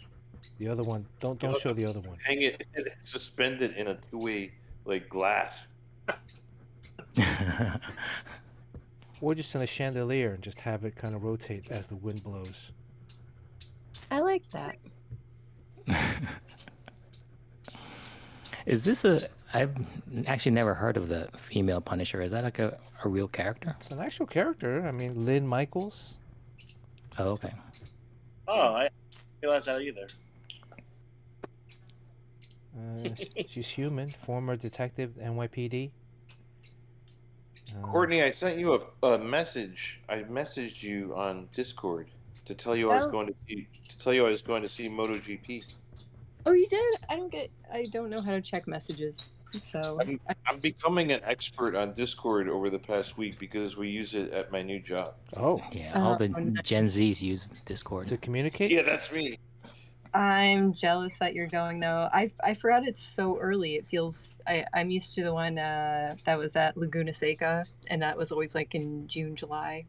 So I never been out in like Texas, but It's only this is only the 3rd race or 4th race, so yeah, it seems early. Yeah, I haven't been Yeah. keeping up, and I'm sad because Rossi's not there, so yeah. he's having a baby, and I'm not carrying it, so I'm sad. Sorry. Now, do you get excited when those motorcycles crash? Like, is that part of the appeal, or is it? They don't usually crash per se. I mean, yeah, they kind of do, but they mostly like slide out. So there's not usually a big. It's mostly like a slide, and like nobody. Except when it's not. Yeah, except when it's not, and Well, then there's the ones where it's not. Instagram sends me all of them to view, and because it seems to be what I look at on Reels. So there's hundreds of wipeouts in slow motion, and ones where like the bike lands on top of you and stuff. Well, there was for one- art. For art, you watch it because I was like, "Are you okay, Sean? Are you watching this for fun?" Because I'm worried. That is dark. It's more of you don't want them to. It's like in NASCAR you want them to just so that something happens because it's so boring. Yes, it's boring. But like in this you're like scared for them all the time. You're like, oh my god, please. Like towards the end of the race, especially like if things are going well, you're like, you're so scared that they're gonna fall. It's so scary. Especially if you're neck to neck going around the last turns and you're like, pinning it through there, and then you're just like, they're coming real close. Yeah, it's devastating when it happens. Yeah, it's so scary to see the fishtailing and how they can recover sometimes. And yeah, last week I just know how they can do that. Marquez fell again last week. That's right. He's out. So I don't know. Hopefully, and that track in Austin is his favorite track. So hopefully he'll be there for that. I'll give him a call and I'll find out. Yeah, give him a call. Yeah, he's doing. Well, you guys I know love Sean watching used to Bernard race. draw the coaches. Sean used to race motorcycles, so Yeah. Did Sean? Not legally. Right. Oh, I had one, and I rode in the street. Never did any wheelies or anything. Never went all that fast, but I had one. That was Sean's Tommy. so Yeah. I found out that my ex-boyfriend that actually raced it, he was a hot mess, but he actually wrote a autobiography, and it's supposed to be like my wild life. And I'm like wondering if I'm in it, which I probably am, but I'm not gonna buy it. But I Oh, kind of want you to gotta find buy out it. if I'm in it, because I'm probably in it. All right, we're gonna do a dramatic reading next week. Yeah, we should. We have to. Well, someone on chat can buy it. You have a whole I mean, chapter. He can only remember say nice Courtney. things about me. I wonder if he uses my name. Well, That's sometimes when they write books, they have to actually use a different name. But everybody, like in the motorcycle community, they like know who their girlfriend was, or so you can't really lie about that. Like they know, like I'm actually best friends with his ex-girlfriend, which is Yeah, but I think it's from for years and legal years ago. reasons. Unless they have you sign an NDA or whatever, they can't really use your name. So they'll But be there's like, I someone date named this person Mortney. that people know, and it's Caitlin or something. That's Courtney's Tommy. I was good. He was that was a mess. I mean, just a bunch of young 20-year-olds with a shit ton of money. Yeah. And I almost left him in Vegas actually, because I was like, I'm going. I'm not a babysitter. Yeah, I'm still interested, but I don't know. That is weird to think though, like you're in somebody's autobiography and not like a professional way. It's more of like, I don't know. That's a weird thing. Anyways. I'm suing Valentino Rossi. Yeah. He's always putting in his stuff. Daisy, I bet. Yeah. I know how it is. Are you? Is that the skull? Like, does she have eyes on that? Like she has on the I think. reference? Yeah, I'm looking at. She's got like some kind of like. Yes, you know they changed the skull because it's been adopted by the alt-right. Oh, really? Oh, right.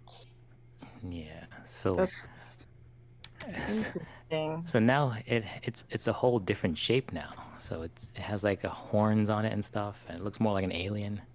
Oh, jeez. They should just go back to the earliest version. Go back to like when Klaus was drawing it and stuff. But that was just a skull, though, right?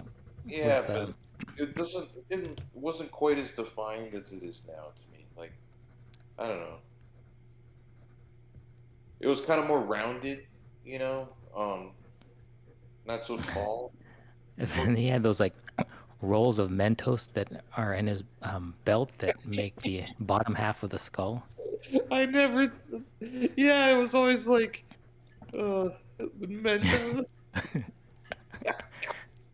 Hey guys, just really quick, Dan, just want to say thanks and hey guys, thanks for having me on. This has been a lot of fun. It's been fun watching you guys, and good hearing from you guys also. Thank you, Dan. Yeah, really nice to hear from you. Yeah, great catching up with you again, and come back to comics in some form. Talk to me in a month. We miss you. Fabulous. I'll see you around, man. Have a good night, everybody. Thank you, Dan. Bye. See you, Dan. Thank you, Fletch. all right.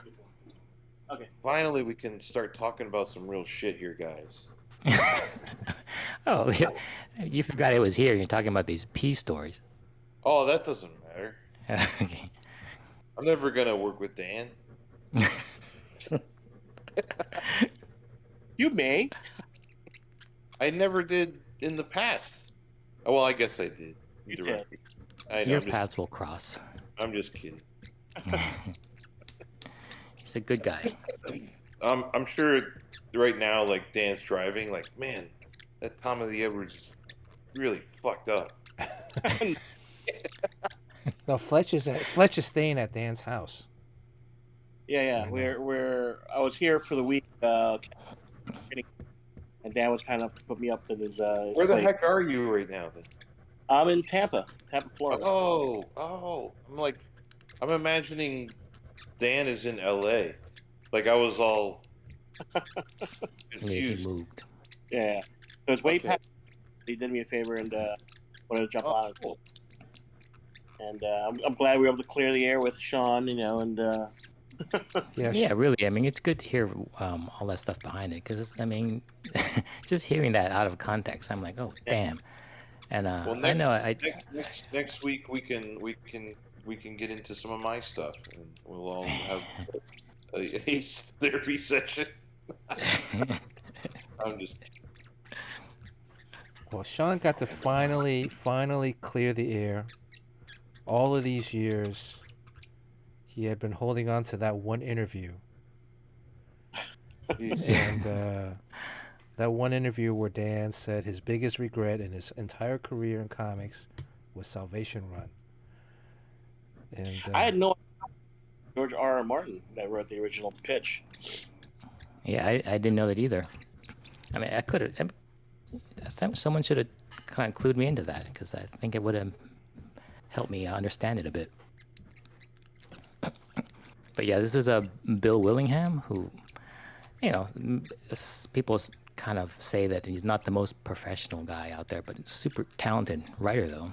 Is he the Fables guy? Yes, Yeah. all those great stories. Yeah. Yeah. I like Bill. Bill's a friend of mine, but yeah, I don't know. That story, I don't know for that, fell apart. He didn't pull it together, but he had his. Bernard, is that your pencil making that noise? no, it's my bird Oh, on my your birds. shoulder. Oh, the bird's gonna crap on the drawing now. Yeah. Oh, got some white out. Hey guys, I'm gonna jump off, but I'll be listening to you, so don't say anything weird about me. Okay. Dang it. Okay. Oh yes. All right. Hey, Clark. Good night, All right. Courtney. Bye guys. Thanks for coming on. Have fun, Fletch. All Happy- right. Bye guys. Bye. Happy holidays. Happy holidays. I might go to MegaCon. I think that's in Orlando. Is that right, Fled? Yeah. Mm-hmm. Yeah, it's a good show. I've never been to that one, and Melissa has her season pass for Disney, and she's always going down there. So I thought I would maybe go, for my first time going down to that show. Might be fun. When is that show? When is WonderCon? The end of MegaCon. It's in May. Yeah. Okay. Maybe middle of May or something. Yeah, middle of May. I'm looking up right now. May 19th, 22nd. I'm doing Tampa Bay. It's a 4-day show. Oh, jeez. Yeah. They have. It's not the same owners that it used to be, right? They changed hands. What was it, 5 or 10 years ago? Right. But- It be under one owner, Beth Wydera, and then she sold it to Mark Alessi at CrossGen, and then she bought it back from CrossGen, and then she sold it to Fan Expo. Oh, okay. It's a Fan Expo show now. I haven't done any conventions since COVID, so this would be my first one. Everybody is asking if I'm going to go to one and wanting me to do commissions, and I'm like, I don't know, I just don't, I'm sure by then the new variant will be out, I won't be able to go, but. Well, the new variant's already that out type there, of right? variant. Omicron Yes. 2. It's a sub variant. It's very weak though. Yeah. No big deal. You just kill all the unvaccinated people, but So I was gonna ask Jerry, but Jerry stepped off. What do you guys think about? What is your opinions on the slap? oh, I mean, people talk so much about that. What's Slack? The slap. Slap. The The Slack. yeah. The only I thought you were thing, I talking mean, about now that I'm a corporate guy, I know what Slack is. Slack. Yeah, you're so corporate now. Slack and Discord. You know what? Henry was jealous because he uses Slack on his job, and he was like, he was like, "Oh man, you use Discord at your work?" He's like, "Wow, that's like the gamers and stuff." I'm like, "Yeah, man, Yeah. that's me. I'm hip now." You have your own Discord channel now, Tommy? Well, the Oh company no, does, right? it's what we use for work Oh, okay. for the new job. So it's like Zoom, right? So basically, you're just like chatting on it in your meetings. You can do that. You make just the same way that we have ways to talk right now. We make our own channel, voice channel, Mm-hmm. or then text channels. Like there's a text channel with different groups, So let's say I need to talk to this group of people working on this project or this aspect of a project or whatever, and we have a channel for that, a channel for this, and then yeah, it's pretty cool. It's not so far. I'm having trouble with I still I like to use like good old fashioned folders for stuff, like Dropbox style, Yeah. for like sharing, files. But Oh, that kind of folders. I go way back, the ones that were made out of paper that were folded in yes, half, and yeah. you use a Sharpie to label it. Basically, Sean is keeping FedEx in business. Slack is cool because it's one of those things that were adopted by the people, and then the work was forced to use it because the employees were using it. So it wasn't one of those corporate initiatives. It's for the people, by the people. That's cool. I think it's a little like how Discord, in a way, was like, a lot of gamers then become game developers, and then they're all kind of start using Web3. It's decentralization down with the corporation and all that stuff. Yeah. Very cool. So you're a salary man. Join the rank. You have a tie and a suit now, and then a hat, and then you take the subway. Yeah. And then you go to drinks after work with other guys. Happy hour. Talk about the receptionist and all that stuff. Yeah. Wow. Is Fletch still on? I'm still on. I'm here. Oh, Fletch. I didn't know where your face went. Oh, I took it off. I thought he was off. All right. No, Dan. Dan had enough. He's gone. Dan's gone. Okay, Fletch is still here. All right, let me put Fletch's face back up. It's all good.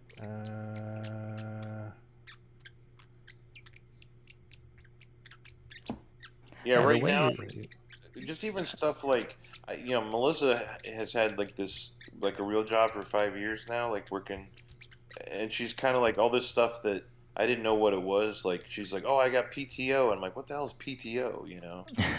Is there a lotion for that? Oh, yeah. Okay. Do you imagine that PTO? Oh my god. And do you know what TLDR is? It gets thrown around a lot, corporate speak. And are you the circle back guy? We'll circle back to that. What is it? TDLR? What's that? Talk to you later? What the hell is that? Hold on. TBLR. TLDR. TLDR. TLDR. 2LDR. I don't know. TLDR. Tomorrow, You can look it up. let's dance. Oh, there it is. It's in chat. Too long, didn't read. Too long, didn't read. Oh. I guess it means like a summary or something like that. Weird. You gotta learn all this stuff, man. Well, even they're like, "I'll get it to you," ASAP. EOW. What the hell's he talking about? EOD. EOW. End of day. End of day. Yeah. I know all that now, but at the moment, it was like, okay, man, I gotta figure this shit out. It's a whole new language, man. Yeah.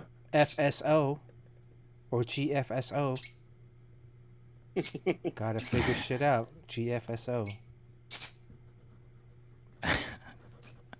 There's some ones I want to say right now that only we will know what they are, but I'm afraid we'll get in trouble on the internet. Yeah, you gotta See you watch next this. Tuesday. You haven't started yet. You haven't. Oh, you've already started your new job. No need to. Yeah. That's right. I have to be extra cautious now. You're corporate now, so you gotta be. I can't, like embarrassing myself in front of Dan DiDio is one thing. This is different now. Sean, you Yeah, do you might sound have- happier, Sean. Like a weight has been lifted off your chest. Well, I don't know. What else is he gonna say? But I had my first kid right in the middle of that run, and then I had to dip, and there was a fill-in artist. So Yeah, but that was also because Bill Willingham was late with the script. Yeah. And disappeared. yeah, and it was also a really hard book to draw. It had so many people in it. Like you said, all those different characters. It's all the different characters have different personalities, and you handled that very well. Yeah, I had to figure out what their personality was like before I drew it. Okay, let's give this And- away. That's on top of you handling, the two different writing personalities too. Yeah, I didn't know that Matt Sturgis was Lilith. What's her name? Lilith Sturgis? Because I know. Ella. Okay. But I remember he was really into the book and really attentive, and Bill Willingham was just nowhere in sight when I Yeah, was working with him. yeah. I think that's was one of his first solo stuff. Because I think he was co-writing some Fable stuff with like Jack of Fables and with Bill. But I always loved that title, Jack of Fables, because if you put it all together, it's Jack Offables. But yeah, it's all these. If you guys are just watching, make sure you hit that follow and sub button or follow button down there in the corner somewhere. Which corner is it? Somewhere over there. I'm trying to figure out my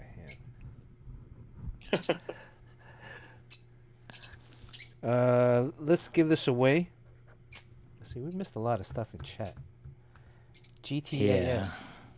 But I jumped on late in chat. GTAS. Your Jimbo's here. Shutter Duck. Crispy Papa. Greetings from Melbourne. Jeremy Joe's here. Kevin P. West. I saw Jamie Odell earlier. Cabone Inc. Good to see you. Kevin P. West. K-Pop Junkie. Good to see you guys. Crispy Egg Rolls here. I saw Poop Kid.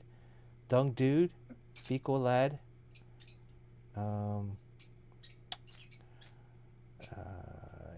Any first time chatters this week? Make sure if you're watching also on YouTube, hit that like button. As they say in the other YouTube channels. Oh, Joey Lee Cabral showed up here for the algorithm. A Bumping, good to see A Bumping. A Bumping says, sorry to hear that, Tommy. I guess he must have jumped in when you were talking about our P stories. That's as far back as chat goes. B Dub is here. Good to see B Dub. D Rogers. Is D Rogers on a plane this week? You know, my favorite YouTube thing now is, and there's only 5 episodes, is Leon the Lobster.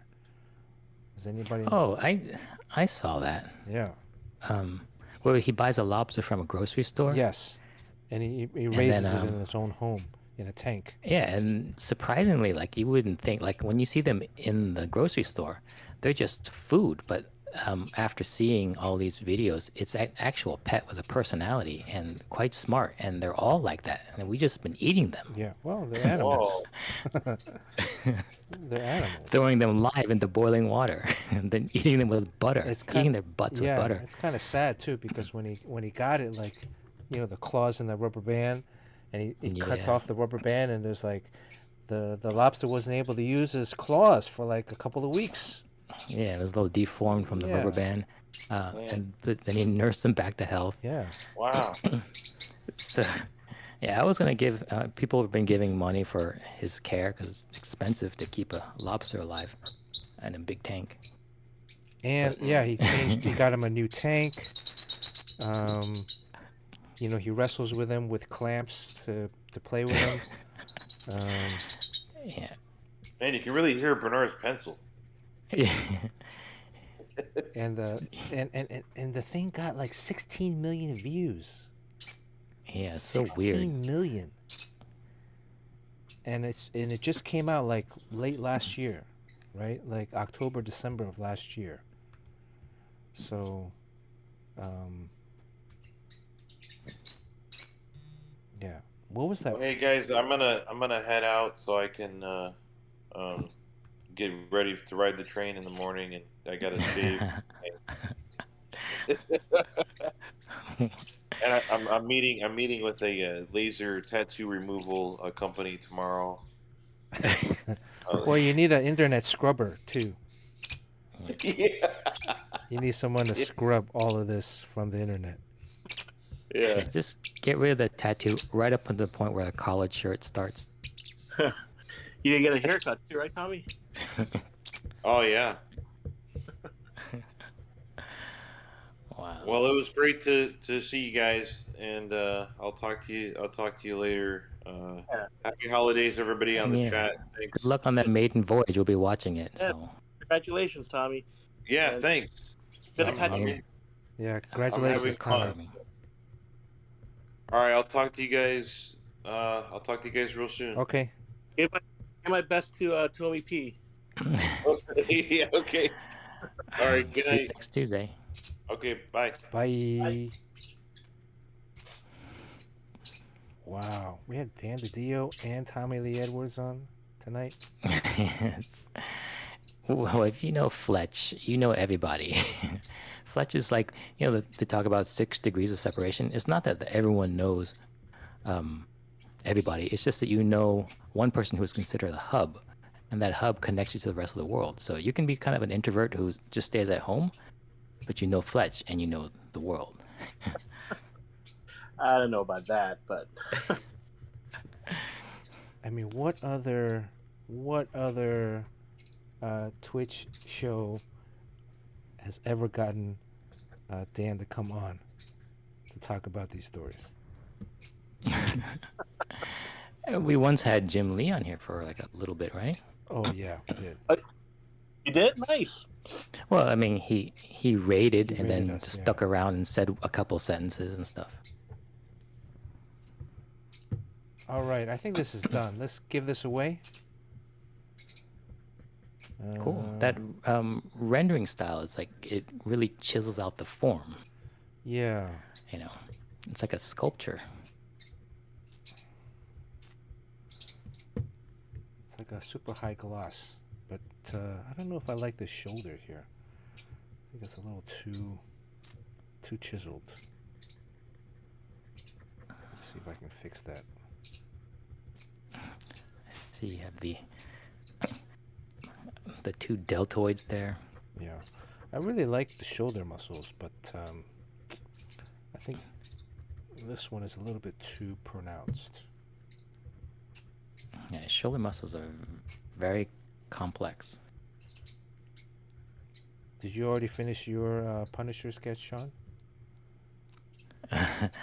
I D and D it Did not did not do. Yeah, it's did not it's what the do. kids are saying when a lot of deadlines with 24/7 comics. All right, I got a deadline. I got it. All right, I got to jump off. I got to get back to work. Hey, Bernard, just to let you know, just catching up on chat, Mr. Joshua asked if there's a claim, and he wants to put a claim in for 75. But Oh. do you want to? Oh. Oh, that's better than giving it away Oh, for free. Hey, 75. there you go. I got 75, 75. Do I hear 80, 80, 85? That's- Well, what do you say? Mr. Joshua really wants this. Okay. What do you guys say? We give it Well, away. you know- We gave it away. We gave away last week's. Well, You know. giving away is by lottery, so Yeah. you just can't give it away to someone who asks. But then when someone claims, that's something. Yeah. Yeah, because towards a charity, so. Well, Mr. Joshua, are you going to be at WonderCon this weekend? Who's going to WonderCon? I'll be there Friday only. Okay. I'll be there Friday, Saturday, but Sunday too.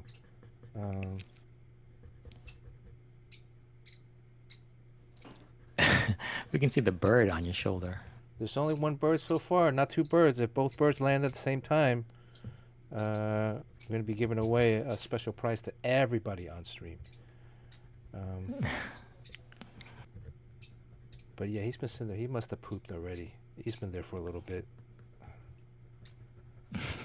But you know, pooping is good luck. All right, let's get out of here. Mr. Joshua? Is this Mr. Joshua's? You know, this whole He'll be there. This whole thing, like the screen today, every time I move to this section, it gets like super bright. But this is the sketch. Yeah. Very cool. All right, I think we'll honor the claim. Thank you, Mr. Joshua. And you on on Friday. He'll be there Friday. Either Friday. Wow.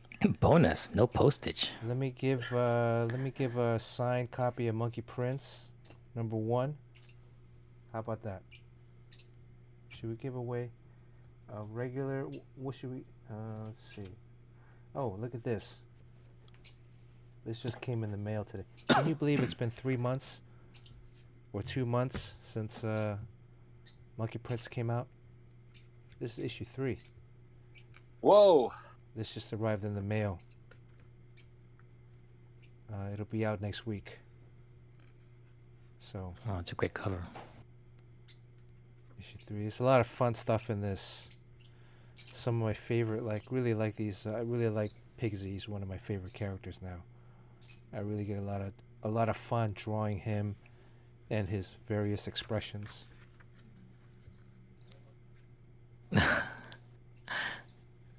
He's just a portly guy. I like drawing his boobs. You know, he has these chubby boobs with the inverted nipples. So much detail. Huh? Inverted nipples. What is that? Inverted nipples, because his boobs are so big that the fat okay. over, you know, and then the nipple like goes inside.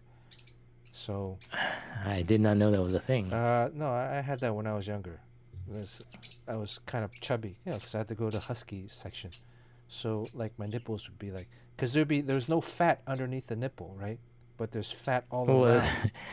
In the chat they call them moobs. Moobs? Is that what? Moobs? Is it really? Man is boobs? that what it is? Man boobs. Yeah, but man boobs, okay. but also like man boobs, but the nipple itself, there was no fat underneath the specific areola area, so it would get like, it would go in. Anyways. Yeah, so I Pixie has inverted nipples. So did you have to talk to the colorist about how to shade inverted nipples? I had to talk to him about, yeah. And then this one here, this, like, wow, I don't want to give away too much stuff. Book hasn't come out yet. But yeah, man. So I got to get back. I got to jump on ink another page tonight at least. So, Mr. Joshua, thank you. Let's give away a red envelope. Simple Man's got When you're one. when you're in WonderCon, maybe you should give something away to someone who can show you an actual inverted nipple, so we can and take a picture so we can see what it looks like. My nipple is no longer inverted. Right, but I mean, if you go to a Comic-Con, I'm sure you'll be able to find some inverted nipple. Possibly. Sean, you want to text me a number between 1 and 88? Okay. Give away this red envelope. This one is Simple Man's, but so this is open to subs. What can we do? Everybody. Let's give it to everybody. Everybody that's watching tonight. Punch in a number between 1 and 88. Closest person wins. Uh-oh.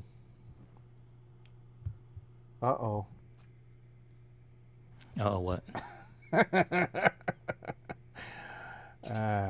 Uh-oh. What happened? I'm just looking at the numbers that are coming up. There's still only one bird on me. The other bird is up here, but No, look, Courtney's. She's not on chat. I mean, she's not in the Courtney's in the stream, close. so then she gets to vote. So yeah. You should really just text Courtney whatever number next time so that she wins. All right. Oh, and here's a couple of ideas. Courtney's not on anymore, but She's not in the chat. she's on the chat. Do we want to play like a dating game here on stream one week? Where we get like I guess it depends if a real date is involved. well, like here's the terms, right? We need one person that's going to be like the bachelor number right? one. And then there's 3 bachelors, right? So we'll pull from people on chat, and then so it's kind of saying like you don't know what they look like, so it's only based on like questions and answers that you give them, right? And then I will, as the host, arrange for you guys, if you guys meet up at a show, I'll buy the first round. How about that? Not dinner, but like a first round of drinks. Most likely, like, you can avoid the other person if you don't go to the same show, like the convention. But if you happen to be at the same convention, then I'll buy everybody drinks. And that would be San Diego. So you have to come out to San Diego for that. But I don't know. I think it's fair. So Lurky Lurk, you want to lock it up? KWC, what does that mean? KWC. Knowing without... Know when to... Oh, kissing with confidence. Kissing with confidence. Oh. There we go. Yeah. Oh, by the way, we got to give away that book. Yes. Okay, shit. Okay. Oh, kiss with consent is what Simple Man says. Oh. Kissing with confidence. Okay. The number, Lurky Lurks locked it up. Number Sean texted me was 36. Yeah, someone got it on the dot, and 36. Courtney was so close. Courtney was I feel so bad. close. 39. Oh, Jay Dang had 39 too, but 36 goes to Crispy Papa all the way to Melbourne. Oh. That's why I was like, oh, damn. Gotta mail this to. Oh, no wonder us. you were. Yeah, you were. I just broke the bank. No drinks now. I think soda or water for that date. But congratulations, Crispy Papa, all the way from Melbourne. All right, and thank you, Mr. Joshua, for the claim. Let's see. I guess that's it. You guys got anything else you want to add before we get off? It's been 2 hours and 15 minutes, so I need to get back to work. Oh wow, this is supposed to be a short stream. Yeah. Yeah. No, and it's an excellent picture, and it was good to be on it with you guys, and looking forward to next week. All right. Well, Thanks for Fletch. bringing Dan on. That was really cool of Yeah. you. Tell Dan thank you. Thanks for joining us. I wish we had more. I wish I had prepared more questions. Yeah. But at least Sean got to clear it up. Clear up his whole thing. Right. Yeah. So when this is over, I'm gonna do the happy dance and get right back to work. Right. Sean, you got anything you want to add? Sean, are you what, Team Chris Rock or Team Will Smith? It's a complicated one. I don't know. Probably Chris Rock. Chris Rock. Okay. All right. I would say Chris Rock too. No need for violence. Okay. There's other ways, but I got to say where he's coming from. But violence is never the answer. Right. Yeah, I could understand why Will Smith got up and slapped him, but even if you were to do that, they should have escorted him out afterwards. Yeah. Yep. But they left him there, and then he got to stay and receive his award. But Nothing to do with the award itself. I'm sure he earned the award. But yeah. So, anyways, all right. Because it's curious. I did that poll on Instagram, and I was very interested in finding and in seeing who actually voted for whom. Some people I thought would have been probably more for Rock than voted for Will Smith. It's very interesting. There's not, and I'm trying to always figure out if there was a deciding factor. Anyways, I'm just procrastinating. Let's see. Who are we going to raid?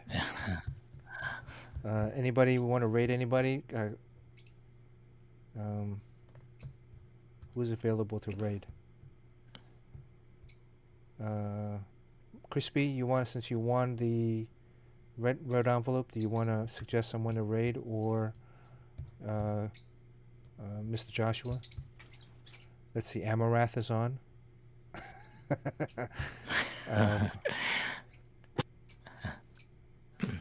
Anybody to raid? Any suggestions? If not, then we're going to sign off. Cody Shibi. Tofu Buns. Cash Meow. Anybody? How about Tofu Buns? Tofu Buns.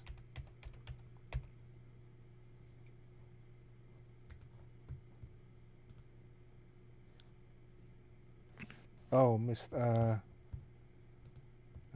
Cody Shibi. Okay, Cody Shibi. Let's start. He has a cool display set up. Happy holidays, everybody. Thanks a lot, everyone. Thanks for showing up, as usual, and see you next Tuesday. Take care. See you next Tuesday. Happy holidays. Bye. Happy holidays.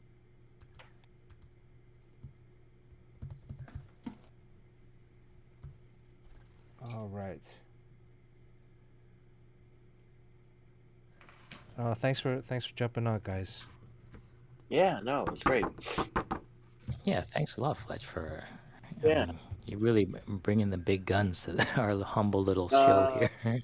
Well, it sounded weird. I'm like, wait, I'm staying at this place, and he said he'd love to, to join in and shoot the shit. So I'm like, all right, cool. So, yeah, sorry, I mentioned to him after last week's conversation that it's like, what's the story behind Salvation Run? And he said, oh no, it was all the story with Bill Willingham and how he dropped the ball and what Matt was turning into. Well, Matt at the time